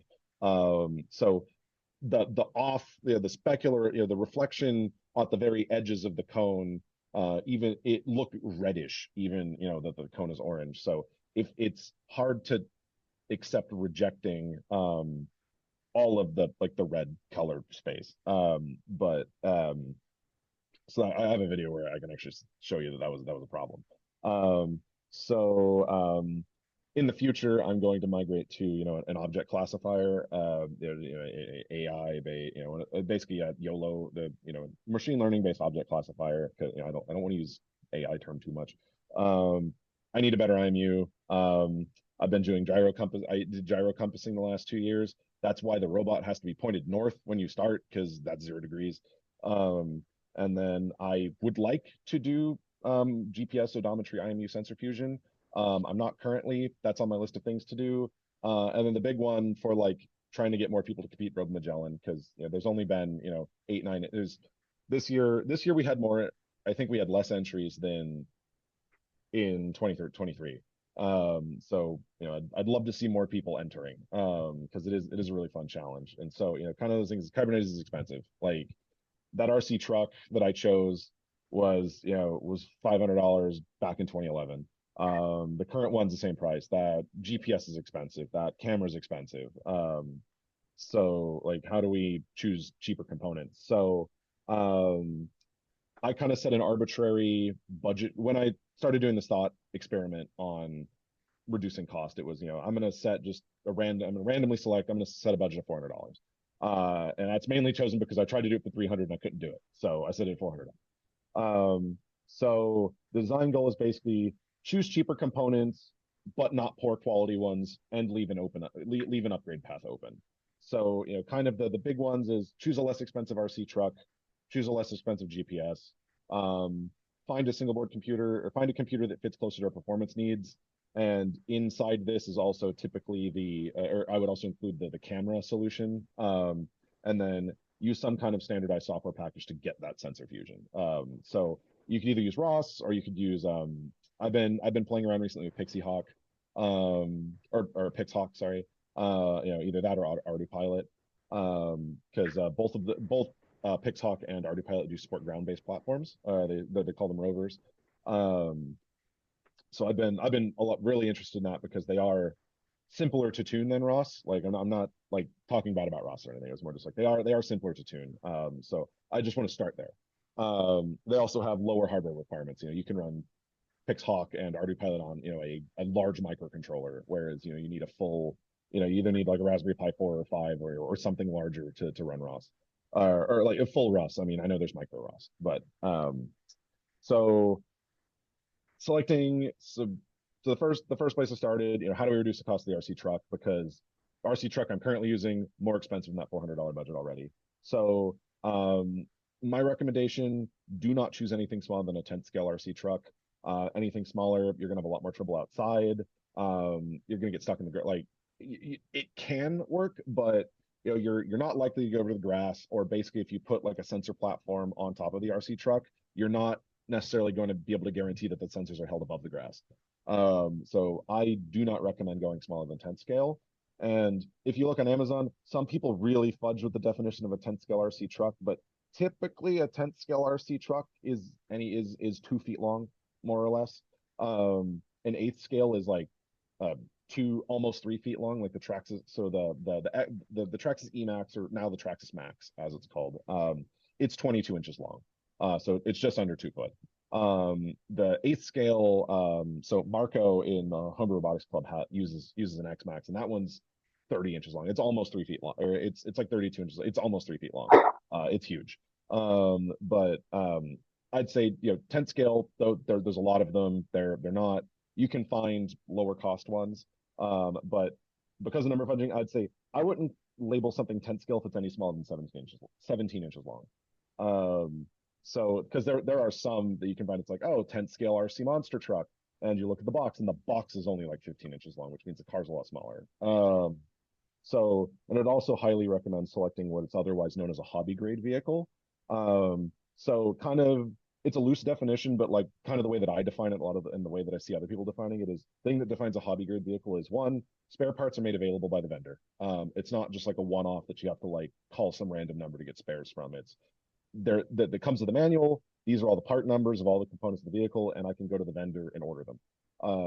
So that's one of the big definitions. The other is that the steering is done by regular servo, or any motion other than the drivetrain, but the steering components are done by regular servos. They're not some custom little part that there's I mean, I know at heart a servo is a potentiometer and a DC motor with a control board. Like, I get that, but use off the shelf hobby servos, or that meet that standard hobby servo like size size class, that use either a digital input or the analog input, but use hobby servos, not some custom solution specific to your car.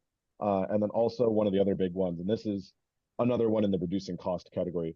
A lot of the entry level RC trucks, or RC vehicles, that they'll merge the speed controller and the radio together as one unit, which great for reducing cost of an RC car, like, admittedly, but it makes it kind of useless to us, or useless for reuse, for us. So like if we're putting an Arduino or something in there, we need the ESC and the radio to be separate, or at least ESC to be separate, so that we can reuse the ESC that came with the vehicle, or the electronic speed controller ESC that came with the vehicle.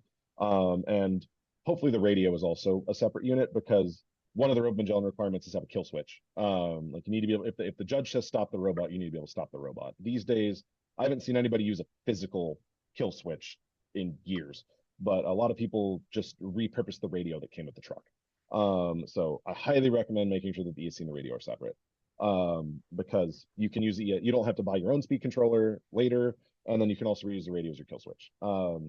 So I honestly spent like 3 weeks searching around trying to find what I thought was the best, like, low cost RC truck, because I wanted to make some recommendations.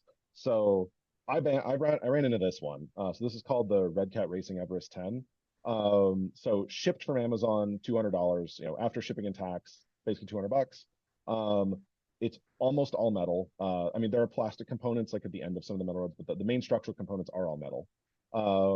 There's a easy to get four-wheel steering upgrade to decrease the turning radius. Out of the box, it's two-wheel steering, but all of the mounting holes and all of the part numbers are available for doing a four-wheel steering upgrade. It's about $40 of parts.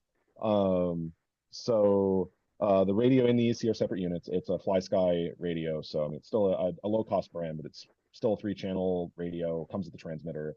The ground clearance is really good. The suspension is also really good, like as far as articulation goes. The tires are actually really grippy. I actually drove it down, or actually drove back down to San Jose, and went back to that curb that I got stuck on, and this thing went right over it, no problems. Um,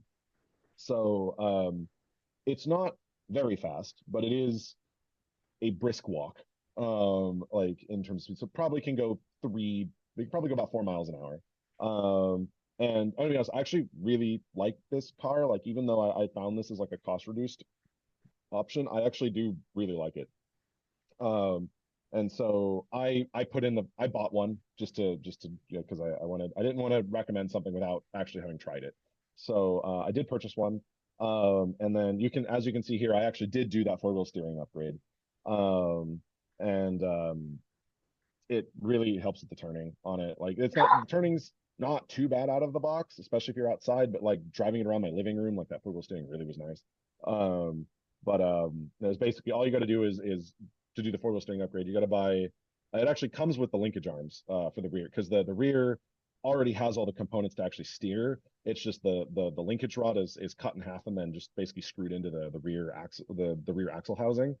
So you can actually the tie rod's already actually there for steering. You just got to basically have to provide the servo bracket, the servo itself, and then you have to provide the small linkage to link up to to bring from the servo to the wheel, and then you have to replace the two rear suspension arms because you need to get as you can see, like there's that bend in them. The ones out of the box are like straight. So in order to give the wheel somewhere to turn into, like you need those. It was like $40 parts to like do that. And then when I was trying to say like there's no official definition of 10 scale, this is the Emax that I use for Kybernetes 2. It's officially a 10th scale.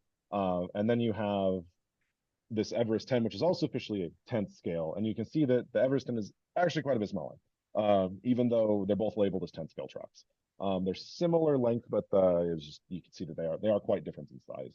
And as far as getting an odometer into the Everest 10, there's actually quite a bit of space around the transmission input shaft. I'm going to install a magnetic odometer, or a magnetic ankle sensor. Because if you sample it, like the input shaft is not spinning more than 1,000 times a second, or like probably even more than like 500 times a second. So if you sample that magnetometer 1,000 times a second, you can totally compute you can totally get the rotation of the shaft within reason. And it's a $5 sensor off of Amazon. So it even comes with a little magnet that you need to put on it. So if you can maybe you can see those three screws that hold the input gear, the input sprocket down.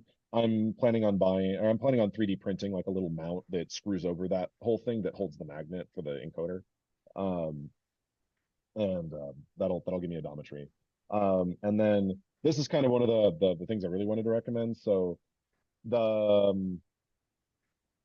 GPS the precision versus cost.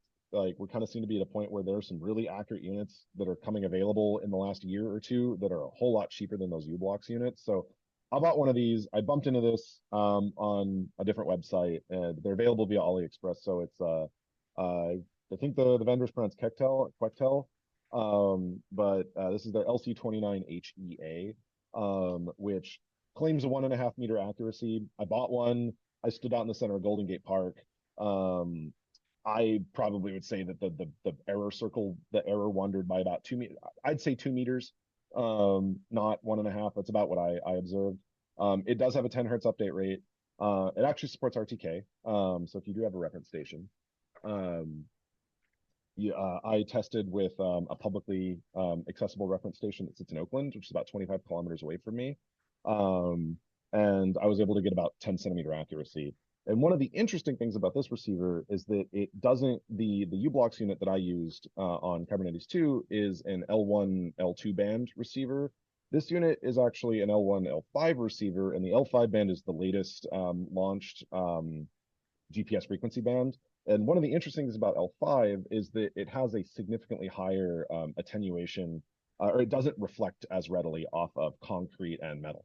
So rather than a lot more of the signal is absorbed. So it doesn't solve the multipathing problem, but it actually does seem in my I sit next to a building observations, it doesn't seem to affect it anywhere near as much as the U-Blocks unit that I had. And there actually is a version of that F9P GPS that I have that has a really horrible product, and it's called the ZF9P-02B or something. But it is an L1, L5 GPS as well. So it's the same engine as that U-Blocks unit if you really like it, but they swapped out the L2 receiver for the L5 for an L5 receiver. And so I haven't gone back. I can't get an Alameda Fairgrounds, so like all I can really do is sit next to the bathhouse, in Golden Gate Park somewhere, or walk down my street. But I was able to sit right next to a concrete building, and it was reporting within the error was something like 1 meter from actual. So like basically turn my error circle into a 2.5 meter error circle. So these are actually kind of really cool. So probably the most controversial recommendation I think I'm going to make here. So I found this. Oh, okay, so before, I'll do the slide and then I'll show the video. But so this is a really interesting little board. It's very strange and it's not for the faint of heart because it is, unless you really know what you're doing with respect to embedded Linux, like it is hard to recommend one of these because the tool chain is basically just here, download this build root repository, and then it'll compile a Linux image for you and spit out an image you write to an SD card. It's not, I'm going to put Ubuntu on an SD card and then apt-get everything. I'm going into a menu config, I'm saying what packages I want to be on my Linux install, and then I'm building this image and putting it on there. And it's straight up an embedded Linux like platform with all of the problems that come with an embedded Linux platform. Like user friendliness is really low, but it is really cheap. So this thing costs about $15 shipped with a camera, and has a pretty weird architecture. Or I mean, it's RISC-V, but it has a weird SoC like architecture. So it has an NPU, so you can actually run those machine learning object classifiers on the SoC off the camera, and it's handled out of band of the CPU cores. So you can actually run YOLO v7 at something like you can run the 416 by 416 YOLO v7 tiny object classifier in here at something like 24 FPS. So like it's actually quite good for that. So you actually get particularly good object classifier performance. The demo out of the box of this does facial recognition, or does facial tracking. And I actually, if anybody wants to, I did a video of that, or I did a show and tell at the May Homebrew Robotics Club meeting. So like the show and tell at the beginning, I showed off the face tracking with the NPU working on this. I'm currently working on getting the cone classifier that I found working on this. But as far as like that weird architecture goes, so it has one Linux core, which is a RISC-V core with a memory management unit, and so that runs Linux. There is a almost as fast but not quite core without the MMU, so you can't run Linux on that. You have to run an RTOS of some kind. So, but it has access to the whole memory map of the system. So you get one Linux core, then you get another core that you can't use symmetrically, but you can almost treat as an Arduino. Like it's another 700. So the main core is a 1 gigahertz RISC-V like C906 core. The secondary core is a 700 megahertz C906 core, but no MMU. And then it also has, for some reason, a 51 microcontroller that you can run at up to 300 megahertz on board.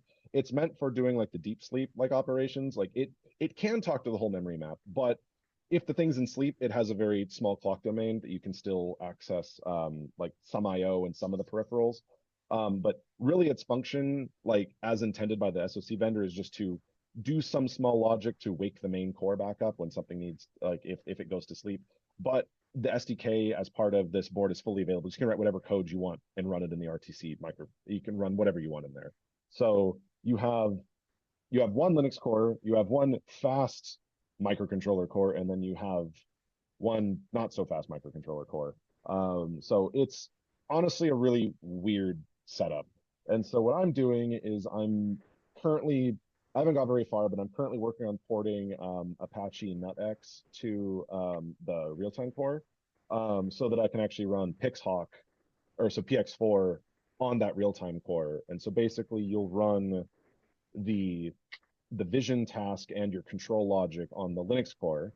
And you can run PixHawk, which does all of your location fusion and GPS and odometry and all of the navigation, flight control, rover control code would run on that real-time core, and I'm not using that 8051 for anything. So yeah, that's kind of the thing. So it's like control vision on Linux, PX4, PixHawk runs on the RTOS core, and then I use this thing called Cone Slayer, which is an object classifier that was trained for traffic cones from Kennesaw State University. And I do have a demo I took the onboard footage from my runs at Robogames, and ran it through this cone classifier model. And you can, this video is kind of clunky, but when it starts getting closer to these cones, let's see, when it turns, you can actually see that it's doing a pretty good job of detecting a cone. And one of the things you'll see in this video is the robots wiggling left and right, and that is because it keeps choosing between the guy in the red shirt and the cone. And luckily for me, eventually the cone got big enough in view that it went for the cone. But you can also see that entire time, it was the AI or the object classifier clearly picked out the cone over the other one. So for next year, I'm going to be using this. So this is called Cone Slayer. It's an open source. The model's publicly available. I've been talking to the guy who trained the model to get all the training data, or I do have all the training data now that he used, or that his team used. So I'm trying to reproduce the model. I was able to reproduce it on YOLO v7. I have not been able to reproduce it on YOLO v8. But yeah, so I did this. So I'm going to be, so that weird little microcontroller board, or I mean Linux, that Milk 5 Duo thing. I'm going to be trying to run I'm going to be bringing this model over to the NPU core on that, and then using that for for finding the cone, and then I'm going to be trying to port PixHawk to the real-time core. And so sorry, the RC truck's like $200, GPS $65, the Milk 5 Duo with the camera's $15. Probably parts, they're just 3D, like, because I do a lot of 3D print. I've been using my 3D printer a lot, so assuming you already own a 3D printer, throw in like another $50 for filament and random nuts and bolts and fasteners. Probably looking at like $320, $330, like total for stuff. And then so that's actually the end of my little presentation. I did want to take a side note on LiDARs. So I purchased one of these. It came in like yesterday, so I haven't actually had a chance to verify any of the claims that they make.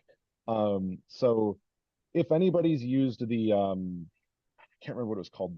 So there's this thing called the something 19 LiDAR. I think it was called the LD09 or the LD19 LiDAR. They came out a couple years ago.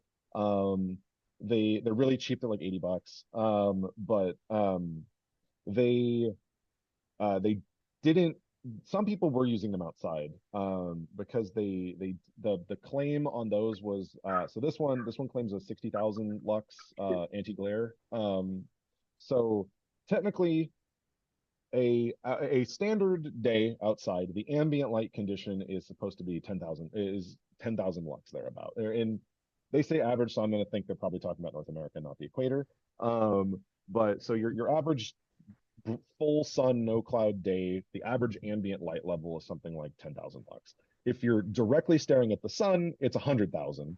And then basically brightly reflective surfaces can be anywhere from 10 to like 80,000, depending on how reflective the surface is. So your standard like diffuse surface, unless you're looking at a mirror, essentially, or like a shiny a polished piece of metal, you're probably looking at, you know, anywhere 30 to 40,000 lux with a bright reflection. So those LD19 lidars didn't work very well. This one claims 60,000, which should mean that it works outside on a sunny day, as long as you put like a little hat on it to make sure that the sun doesn't directly hit the sensor. I have not been able to verify that yet because I just received it. I will be doing that testing next week, and I'll just report on the mailing list or something to see what I actually find. To see if that any of these claims are valid, because if they're valid, this is an $85 LiDAR that works outside on your Robomagellan bot, which would be really, really cool. But again, take it with a grain of salt. I have not verified that yet. That's why I left this as a side note, is I'm going to try this. If it works, I'll tell everyone. If not, I won't say anything. That's kind of it for my presentation. So if anybody has any questions, or topics they want to discuss, like, feel free. If anybody wants to attack anything that I said in here, also feel free. Yeah, so thank you for letting me talk today.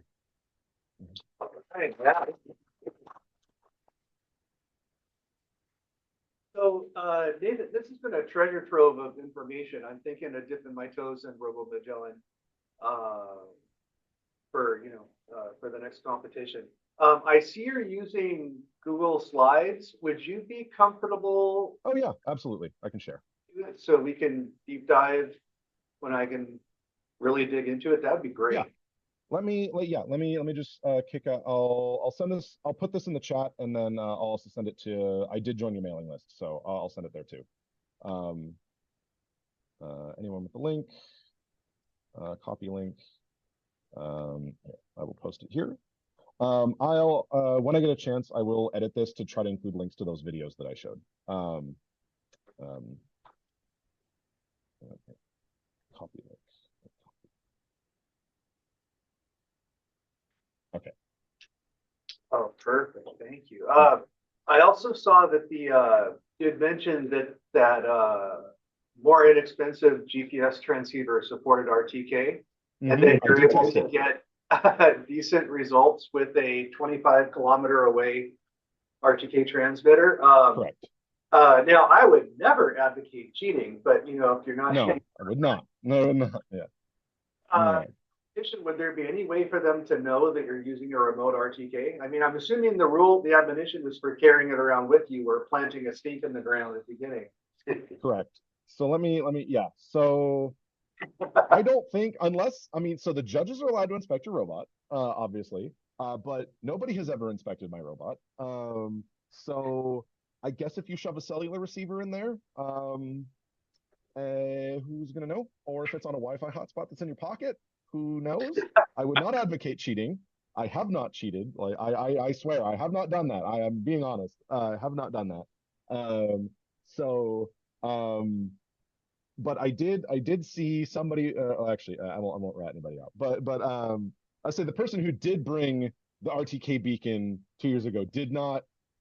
Their robot didn't work very well. So it didn't help them in that regard. But so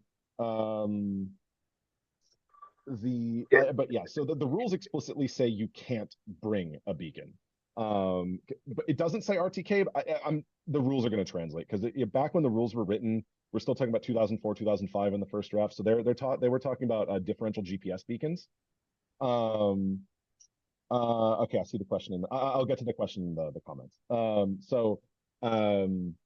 Let's see. So the rules talk about a dynamic or a differential GPS beacon, which basically you can almost consider as a very early iteration of RTK. Or actually, it's very different in function to like how RTK works. But conceptually, there was ground truth GPS receivers, and they explicitly say in the rules you cannot use them. But it says you can't bring them, because there was no public DGPS service, at least not that I know of. By the rules, I have no idea about a public internet available RTK source. I don't know if they'd get mad at you for that, because they do say offboard processing is allowed. They don't say that offboard processing can't be over the internet. It just says that they did add a section of the rules that said offboard processing is allowed, because once upon a time it was not allowed. So I have no idea. That would be up to your competition's judge to decide. The only one I think the only one that I think you really can get away with though, or that like unquestionably maybe get away with, is that what I was mentioning. There's the now there are receivers that integrate what's called SBAS, or satellite-based augmentation system, and that is essentially the GPS's vendor providing a paid service that will use satellites operated, or at least time on satellites leased by that vendor, to broadcast correction data from orbit. So uBlocks has a service for that. Their reference stations are 100 kilometers apart, so it's 10 to 50 centimeters, depending on cloud coverage, which is obviously still significantly better than the unaided GPS accuracy. But you could pay that. There's also, I believe, Kectel also has their own service for that. And basically, there's some receivers that the radios are in a single chip, and there are some that they are that there's a separate SBAS receiver. And so actually, let me share my screen again, because I can show you. SparkFun sells one if anybody wants to try. They're not cheap. I will just let me get that off there. They're not. This would definitely be the I'm going to throw money at the problem version of this. So definitely not in the $400 budget, but so uBlocks, I can't remember what the thing was called. That is called, where are you? If anybody oh, here it is. Yeah, I was like, if anybody sees the thing with two USB-C ports, yeah, so this thing. So the smaller chip is the SBAS receiver, and they do share a common antenna. So this will automatically sync. You feed it over basically your auth key over USB, and that you can store your auth key on the EEPROM, on the SPY flash that's on there. But you program it with your key, and then it will listen for those signals over the same antenna that's receiving your GPS correction data, and then automatically feed the correction data over to the GPS receiver. So if you're willing to pay the $30, I think it's either hold on, let me before I say anything. It only works in US and Europe, so no. Let's see. The way I read it, it's illegal. Okay. The way I read it, this is, if not straight up illegal, definitely violates the spirit of the rules, I would say. If not straight up illegal. And so to the question in the comments, Jim's question about the magnetometer. So it does drift. If you can keep your runtime under a few minutes, the drift is only measured in a few degrees. The challenge is reliably starting the robot pointing north, though. Because like your phone's not 100% accurate. Like your phone compass, like I have my phone compass trying to measure it. A couple times I got it off, and if anybody saw my robot doing the runs where it's making these really weird, like long arcs, that's me not getting the compass. That's me not getting the robot pointed north correctly when I started, and it's basically that's the observing the heading error. Because if the larger the heading error, the more curved your route between the 2 points are going to be. So that would be my main challenge there. But I am replacing that board. I mean, I'll share it for reference sake. It's not, it wouldn't be in the low cost list, but I have had good success with this board I found on Tindy. What was called the UFS Max. Oh, UFS Max. I think. Oh wait, no, USFS Max. That's right. Okay.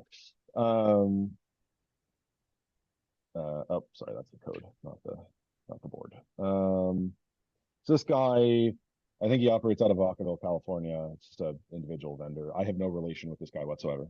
So just putting that out there. No financial relationship here.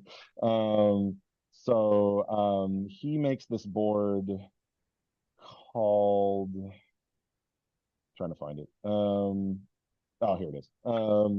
So it's a tiny little thing. So it is a really high precision magnetometer, and then it's a high precision magnetometer. It's a gyro accelerometer combo chip. So the magnetometer and the accelerometer are separate. There's also a barometer.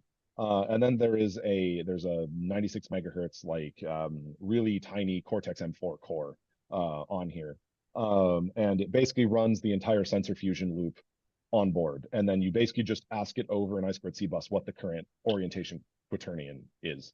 And he claims, so they are calibrated. So he has one of those magnetic confinement. I don't know what he does, but he has one of those magnetic confinement chamber things. So per board, he calibrates them after soldering them together and puts in a calibration table inside. So with no metal surrounding it, or dynamic or a static hard iron, correction, it gives you, he claims, 0.1 degree accuracy. And I think 0.1 something like that. I'm trying to remember. Either way, it's really, really accurate, and I've been doing some early testing with it. And you do have routines where you can basically take their corrections and then put it on your robot. And one of the big things about it is that they use board-to-board connectors between that little module and the robot, and you don't solder it, because it's accurate enough that any heat introduced into the board will throw off the corrections that are stored. So they sell these for $50 a pop. I haven't used it enough where I would vouch for it, but this is something I'm looking at. I'll just say that. I bought one. I'm starting to mess around with it. I haven't done any of the official correction on, or correcting it for my robot yet. But this is something I am looking at, or I am working with right now. I don't have any results to share, other than that I'm looking at it. Yeah. So let's see. Let me stop sharing. Any other? The Oakley Pro built-in IMU. Okay, so mine doesn't have the magnetometer.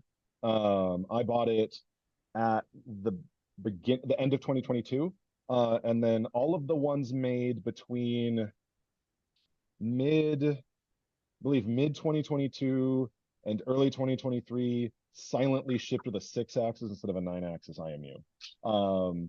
So it does say that in the errata, but honestly, it wasn't noted particularly strongly. I was actually a little sad when I found that out, but I wasn't using the built-in IMU on the camera. It is another source that I could, though. Like, there's nothing that prevents me from running a more advanced, like, fusion loop that has multi-IMU. I have not touched it yet, though. Okay, so I recently picked up an Oakley Light, and similar to your experience, they were supposed to ship with an IMU until they silently stopped shipping a batch. It's worth a shot. What I ended up doing was opening up the ticket with support, and then they cross-shipped the one that did have it. So there wasn't any pushback. There was no, like, you really need it. It was very straightforward. Okay. Want to give it a shot? It certainly wouldn't hurt to. Okay, it has been a year and a half, so we'll see if they're like, you should have said something sooner. But I will look into that. Yeah, I bought mine more than a year ago before I took it. Okay, well then, zero problem. Did they let you keep the other one, or did you ever send it back? It did actually, because I was in the middle of building a robot when I noticed it, and so it was important to me to cross ship. I'm like, I don't want to be without one for however long it takes them. And they ended up their cross ship location. They wanted it. They added all the label and the packaging, and they had it cross shipped from Laguna Beach. So yeah, they shipped out the replacement, and I packaged up mine and shipped it back. Oh, nice. Okay, cool. Very good. Okay. Good way. All right, I will definitely take a note of that. Oh, could you post that link to the Tindy product? Oh yeah, let me do that. Interesting.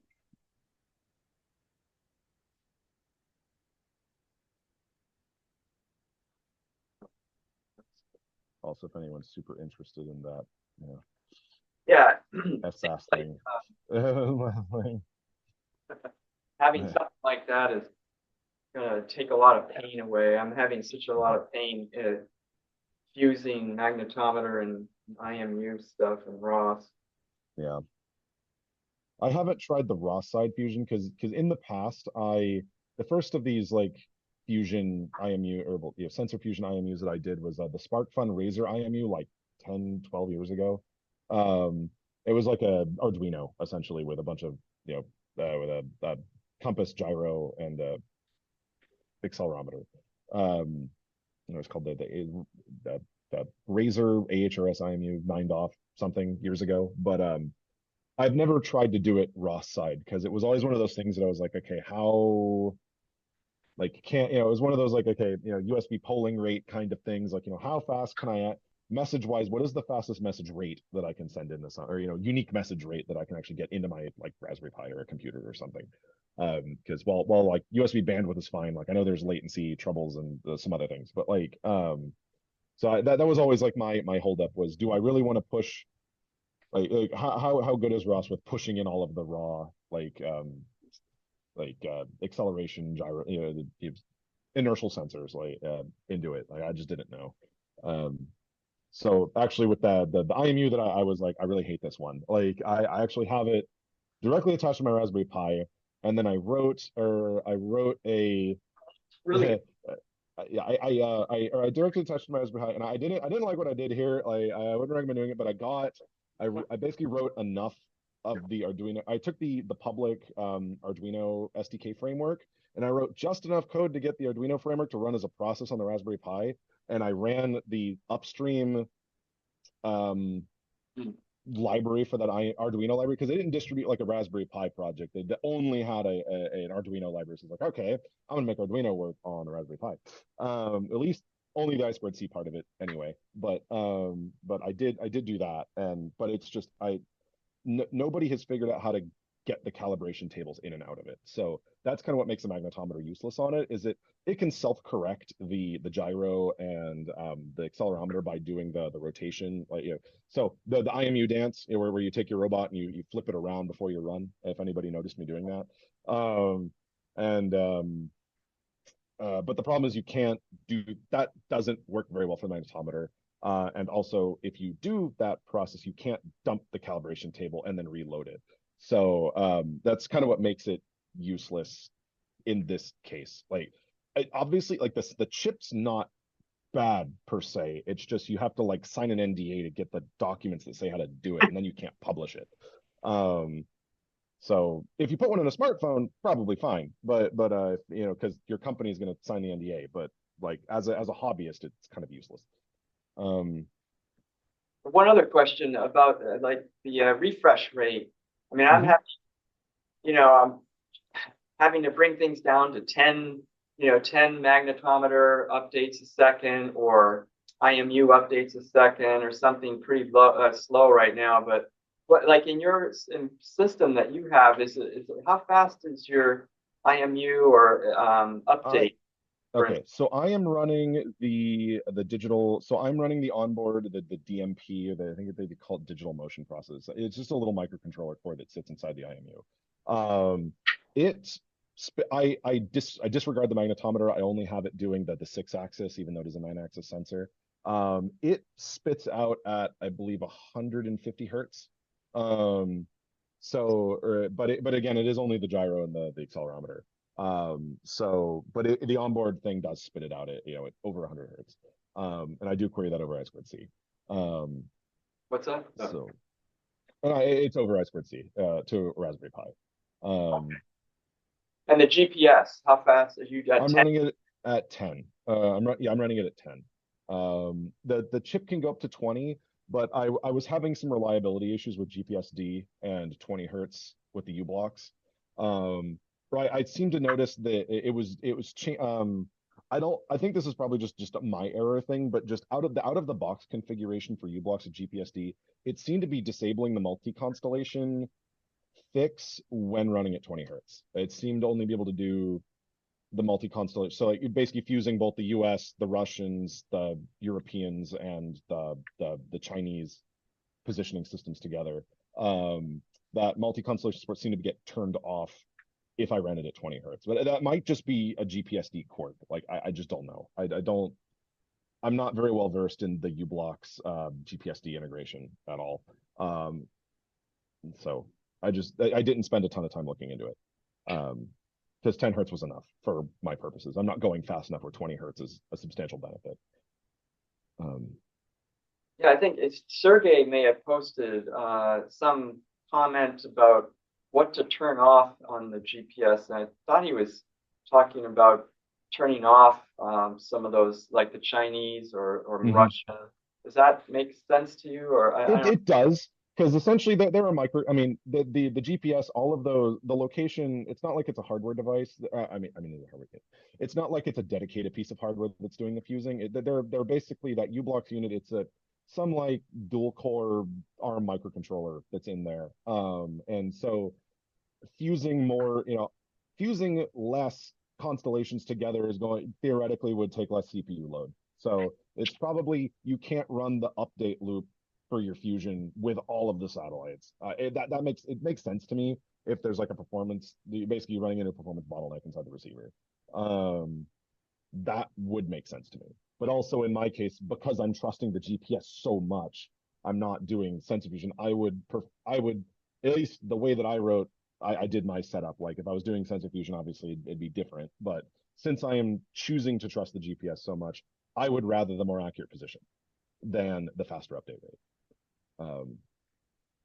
So it does yield more accurate, in other words. Yeah, the more constellations, the more accurate you'll run.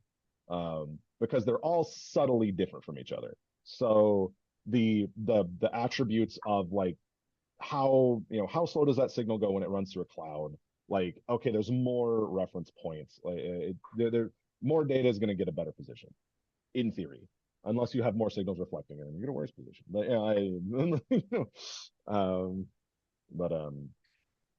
that makes sense. Like, or I mean, it theoretically, mentally, that does check out for me. So, I can definitely see that. Yeah, I was gonna make a quip. I'm big Ross fan. I used to do lots of projects. So I'm a I always look for the Ross way of doing things. My unsolicited 2 cents of advice for Ross is if you're doing something complicated and want to simplify it, you just throw Ross at it. If you're doing something simple and want to make it complicated, just throw Ross at it. Yeah. I'm finding that to be true. But Brian and and us and myself have gone down the Ross path for the Magellan project, and it's sort of not rejecting, but since you're starting from fresh and you want to learn Ross to as much as you can, like not going the Arju pilot. I almost went the Arju pilot route, which Marco Walter has had. I got the idea from him. Yeah. Yeah. And then there's the other idea, just do a custom software solution without any of this overhead. Yeah, that's what I do right now. That's what which would have been maybe easier for an approach. Even on the advice of people across the club, they were like, "Oh, but usually Magellan robots don't use Ross, Jim." And it's like, you know what you're getting yourself into. Yeah. Anyway, there's no reason you can't. Like, it was more of just that was my statement of like in something that I want to do a specific action exactly when I need it to do it versus being my project that if I had been playing with Ross so long that I felt like I could make stable robots with Ross, like I'd absolutely use it. But just me, I'm not trying to like trash Ross or anything. It was like I used Ross a lot in the Ross 1 days, but then I took like a 10-year break from Ross, and then I came back and like, oh, it's completely different. Okay, I'm gonna have to relearn this, and I don't have time right now. So async Python it is, I guess. So I mean, there's the Arduino in there, and it's running like, I mean, I wrote that in C, but like it's basically the robot's like software structure is you tell the Arduino, it's like, okay, I want you to run the drive motor at 10, I want to drive along at 1.5 meters a second, and stop in 25 meters, or don't stop, just keep going, wait till the next command update. And then there's the Arduino mostly is just there for, okay, set steering to this, set speed to this. And then the only real like logic it has itself is if the trigger's released on the radio, disarm the speed controller. And then also if the bump sensors are contacted, stop the robot and then ask the computer what to do. so literally all those bump sensors, if you poke them, the motors stop. And then the it just sends like an error condition to the Raspberry Pi, and there's just a command that's like, okay, ignore the bump sensor, drive backwards, or disable the auto stop, drive backwards, re-enable the auto stop, and then keep going.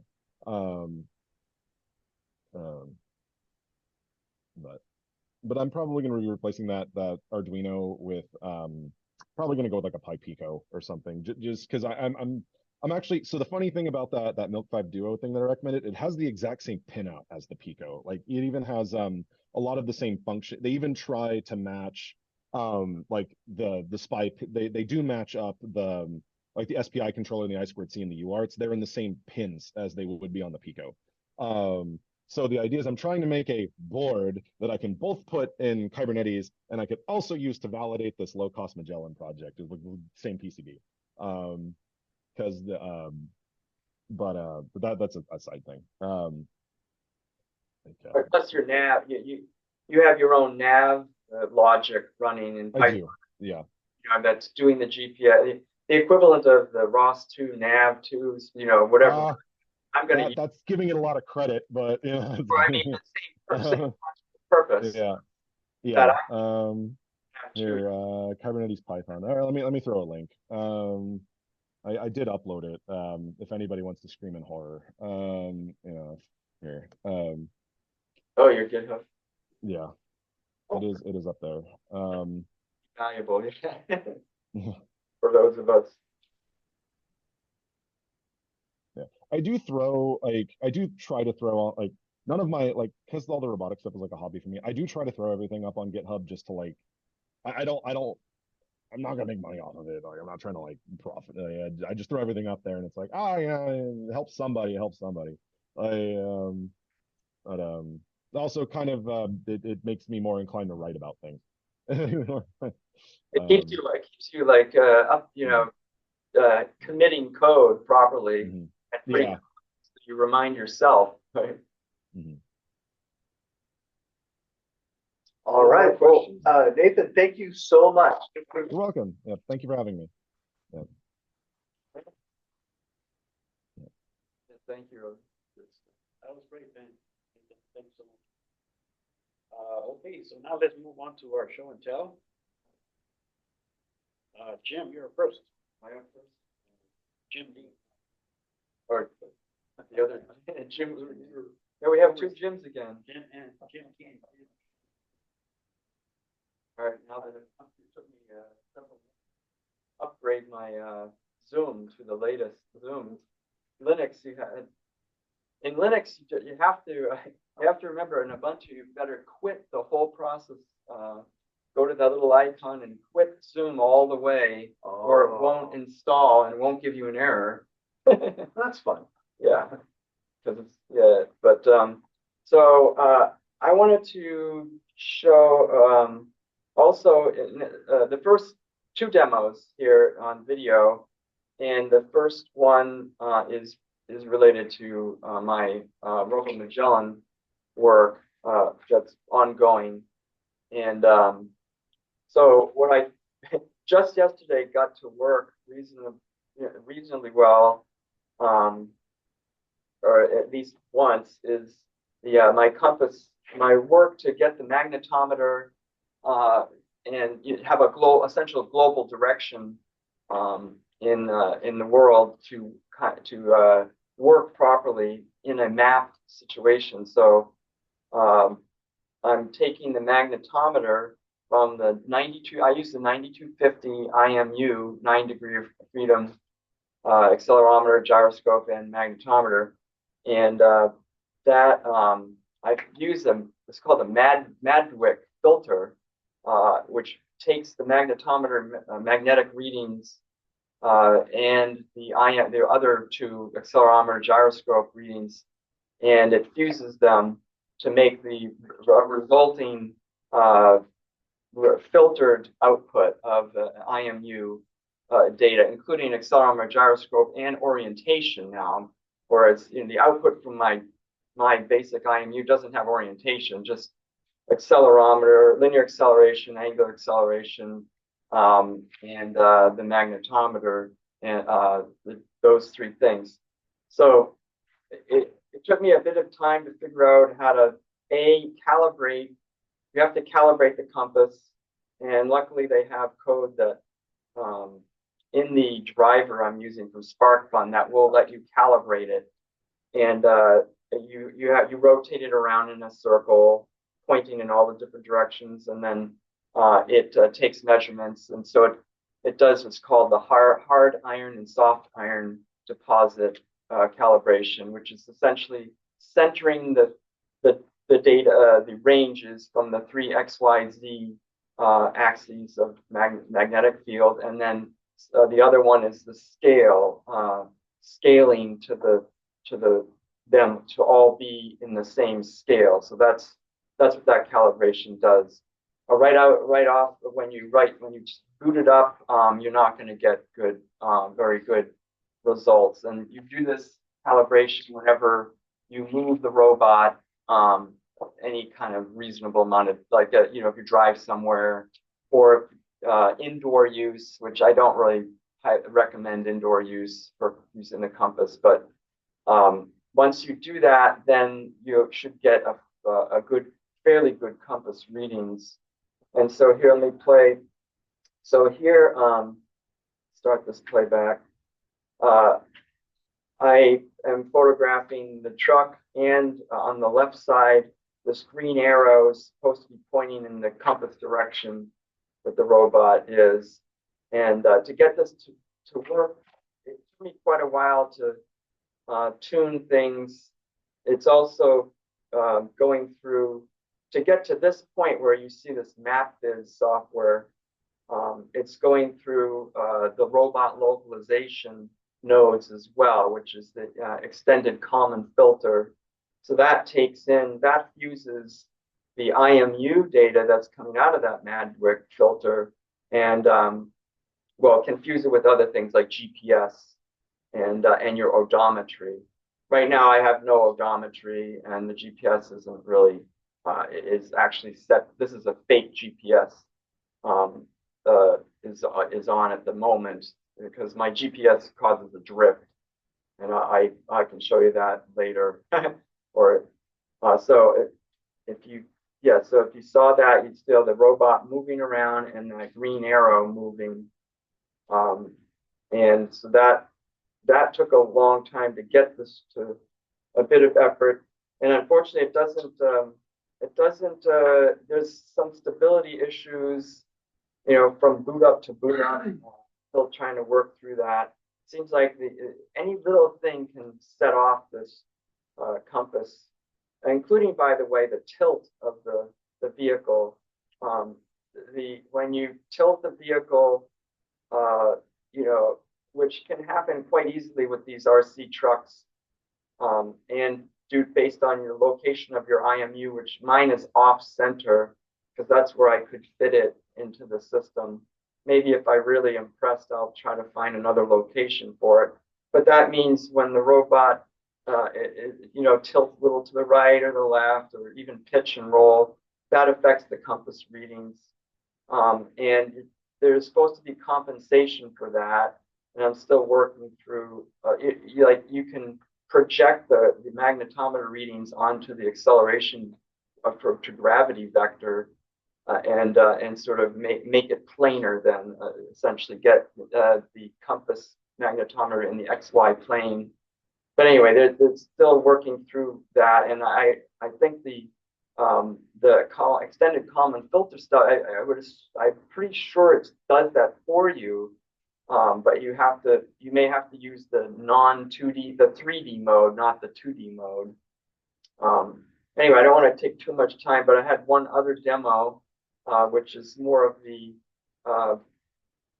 from my earlier work with the indoor LiDAR-based Truckasaurus stuff. So in this demo, I took on the Floorbot Challenge Phase 1, which is to go across the room and come back. And this is this is the same robot, but using its indoor mode, which uses the full nav stack, ROS2 nav stack, and the LiDAR, and mapping, and wait. To do this, I set 2 waypoints. Waypoint at the end of the room, and one back at the beginning. And then I just tell it go autonomously navigate. And this kicks in all the Ackerman. This uses the MPPI controller for local planning, or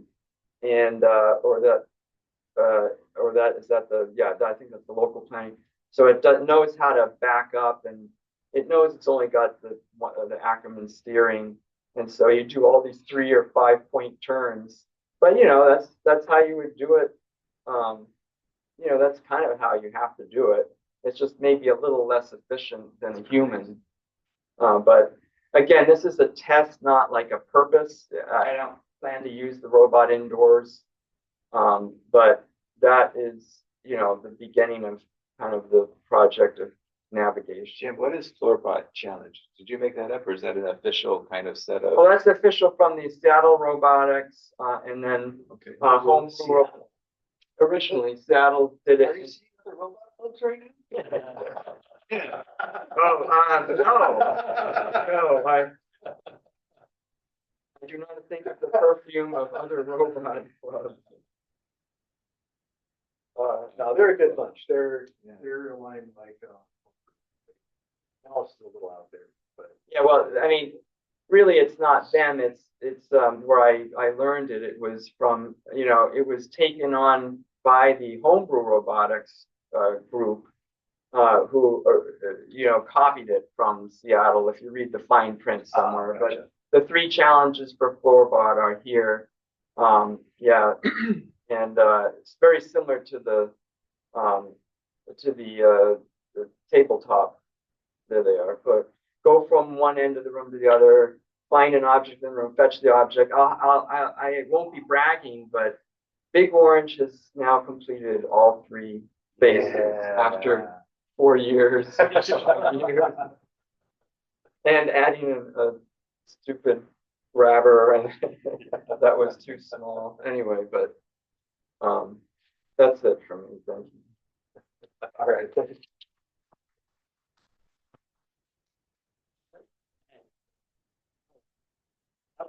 right, this will just take a couple of minutes here. Starting about 4 weeks ago, I got back into 3D printing. I needed a palette cleanser, something that I could just do without putting too much thought into it. It's kind of a mental break, and then I ended up upgrading the printers and doing all kinds of stuff. So much for the mental break. And in the middle of doing all of that, I finally, after what has it been, 5-6 months of my new little robot dog sitting around gathering dust, I finally decided to hack into it. What I did is I hacked into it. I enabled the new AI mode. The way the software platform works is their standard motion planner is called Sport Mode. It's based on the almost 9-year-old Cheetah code now, so it's performant, but it's showing its age. They've created a whole new module library called AI Mode. They're calling it AI mode. It looks just like a neural approach to motion planning, but I don't think they've enabled the NPU, so I don't know quite how they did it. But the walking motions are a lot smoother. They just don't have as many features. There's no shake your hand. There's no sit up and bag. There's no drawing parts. And then they have another one called advanced mode. And advanced mode does the thing like stand up on its front 2 paws and let it navigate around. And it has a bounce canter for running that's kind of neat. I ran H-top on all 3 of them. And I don't remember the stats for sport mode, but for AI mode, it's about 33% utilization. So there's a lot of bandwidth available to run other things as well. And then their advanced mode, I'm guessing they've enabled debugging or something, because it's like 66% and 75% utilization. Is this 8 cores on the something like that? It's the Rockchip 3588. I think it's probably 8 core big little, or big 4 little. with an NPU, which I don't think they've enabled yet. So I took a quick video. I didn't post it because I didn't like the way it turned out. But here is, okay, let me go ahead and do a share to see optimized for the video.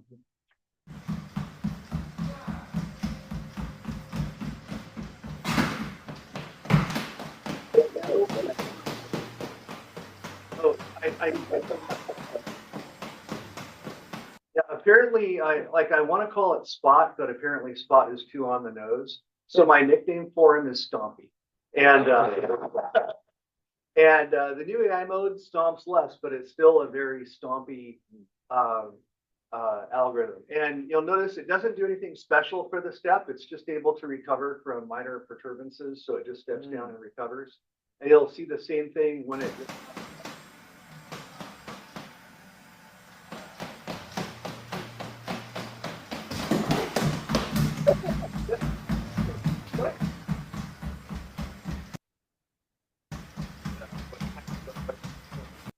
It's more reactive. It's just reactive to hitting. It's just a reinforcement learning walking algorithm that notices that when a paw gets caught, just to raise it higher. So I haven't tried it on my stairs yet. I think I will probably with.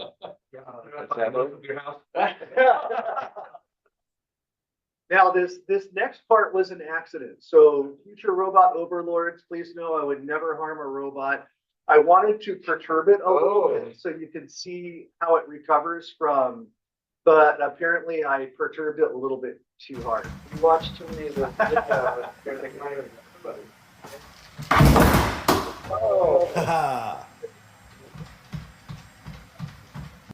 So most other robots. Tile in there too. This guy's. Yeah. Most other robots, including the Boston Dynamics one before, I don't know what the new non-hydraulic one does. But if it senses a fall, it'll either do nothing, continue running, or crumple up or relax. The fall has to complete, then it reads the IMU, and then it has some kind of a prescriptive motion to swing the arm around, right? We've seen that on the IBOs and the other stuff. Like, oh, it picked itself up on a fall. This is something different. This is a neural approach to it, and its fall recovery is dynamic based on the conditions. And again, I would never recommend it, but recovery is very nice. It was a fast.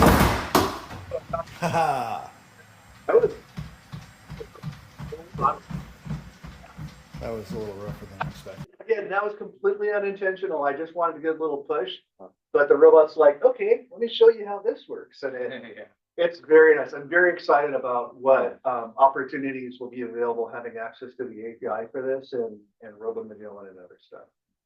And yeah, you have access to the API now. Yes. Yeah. Due to modification. Hacking.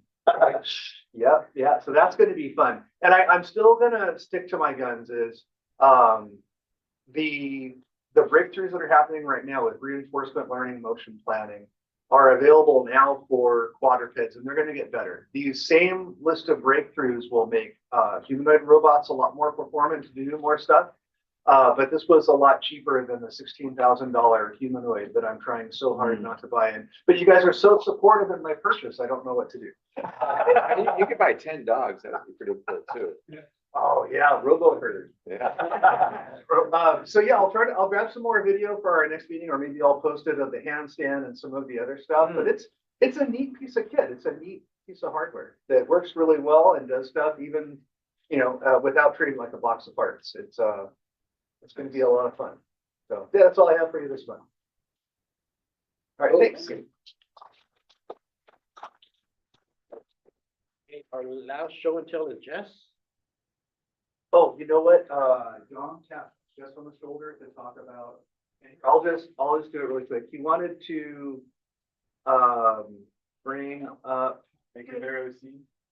Oh, I was bringing that up too. Is that what Don said that I'm going to say? Oh, yes. Oh, I'm so sorry. I missed it. Perfect. Yeah, he had wanted to talk for a minute about the Maker Faire and the 3D SOP and the 3D Pop, the Discord forum. Yes. Yeah, would you mind talking about that? Yeah, thanks, Tom. I'm gonna tell Dom that later. He's just throwing me in. Firstly, hi, I'm Jess. This is my first meeting. So yeah, OC Maker Faire. It's coming up. It's in September 14 and 15. Last year was a lot of fun. We had the R2 makers there. Walter was there with his. You had the AI trash can. That was fun. There was some cool stuff. There was the Johnny Five. Was there Johnny Five? I think it was. Was it Rob's or was it No, somebody else's. Okay. I don't know whose it was. I don't know if we moved or not. I didn't go there. But it was cool. There's a lot of stuff. And this year, there's going to be more robot stuff, hopefully. That's what I'm trying to do, at least. There will be a combat robots. There'll be a couple of high school competition teams. I'm trying to set up a tournament to happen there for the high schoolers, so that that's just kind of happening around, so we can all look at that. It should be a lot of fun. I'm going to be there, of course. I'm going to bring at least one robot. I have a little Star Wars robot that I'm going to bring. You know, about this big little guy. What else did you say I was going to talk about?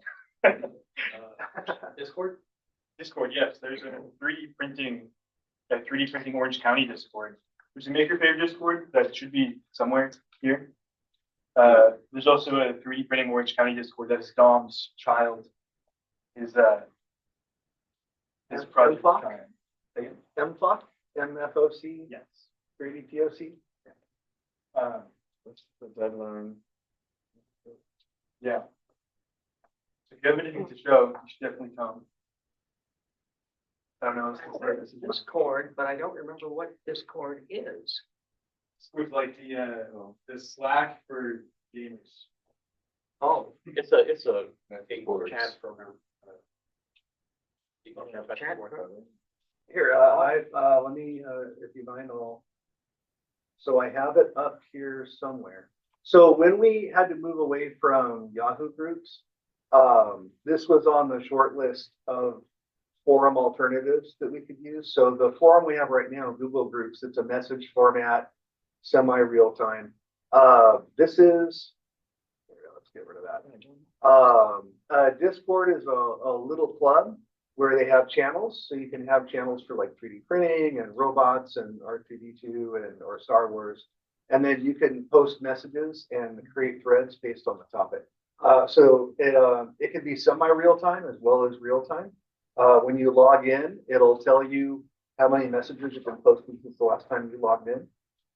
And yeah, very easy to sign up for. Can you tell us a little bit more about this Discord that I just joined? Yeah, so this is the 3D printing Orange County community. This is Dom. Dom was here. He was the one talking earlier before he had to go. We'll use this to talk about meets mostly. We meet. He hosts a bunch of meets. We go all the time. There was one recently at Trophy Smack, and they were showing off one of the people part of the Cocoa Press team. I don't know if you guys know what that is. The chocolate 3D printer. One of the people on the team that makes that brought it and was showing it, printed an Eiffel Tower. It was awesome. Chocolate. Yeah, chocolate. You saying that someone got to print cheese as well. Yeah, it's really cool. It's been a really good group. That was kind of the butterfly effect for me of getting into a bunch of cool stuff. Is they saw they had a link to a Discord somewhere. I joined it. And now I'm showing up to stuff that I wasn't showing up to before because they're all telling me to just go to everything, and I am. So it's really good for me.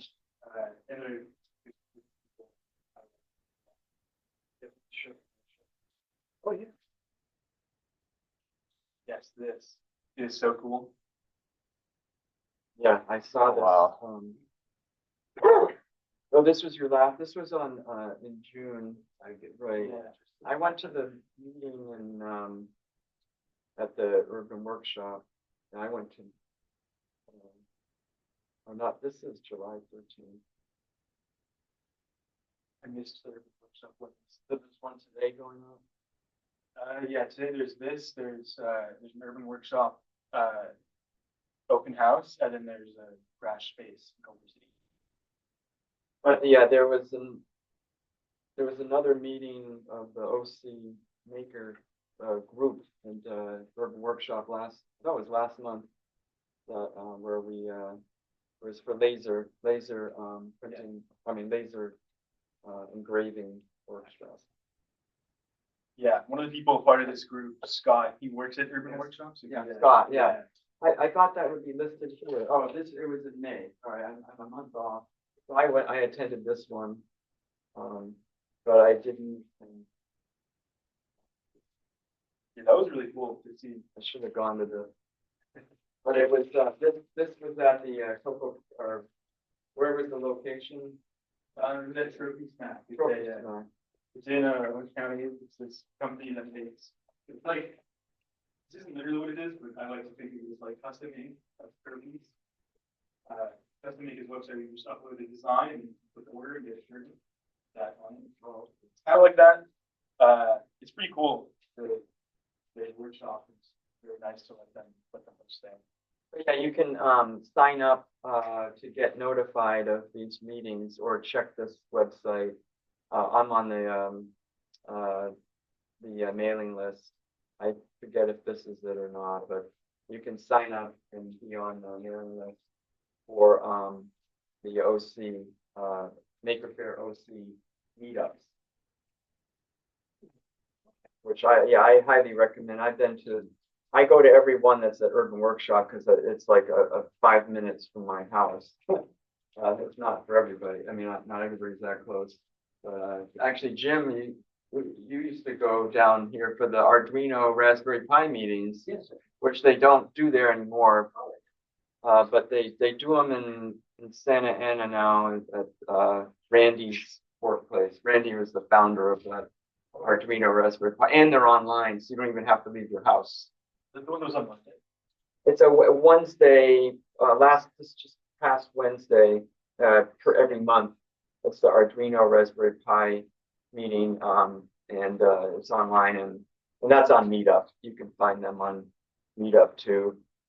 There's so many things to do. It's like every day of the week you could have something to do now. Like either related to robotics or Raspberry Pi Arduino or other types of things like that.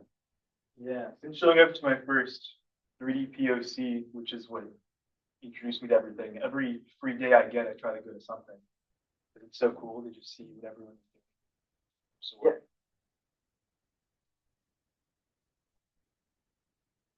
This is the Randy S. And yeah, it's now at Earth LCD in MacArthur Boulevard, Santa Ana. And then, but it's online, so you don't have to. And that's just a fairly little place. I went once. I mean, it's a fairly small room where he holds at his workplace. So it's not that big, but like a room smaller than this. But he does serve pizza. He's like got pizza every time you go. So, I didn't go, but you can go online for that one too. So.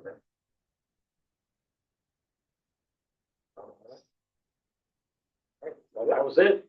Yeah, if anybody else has other show and tells.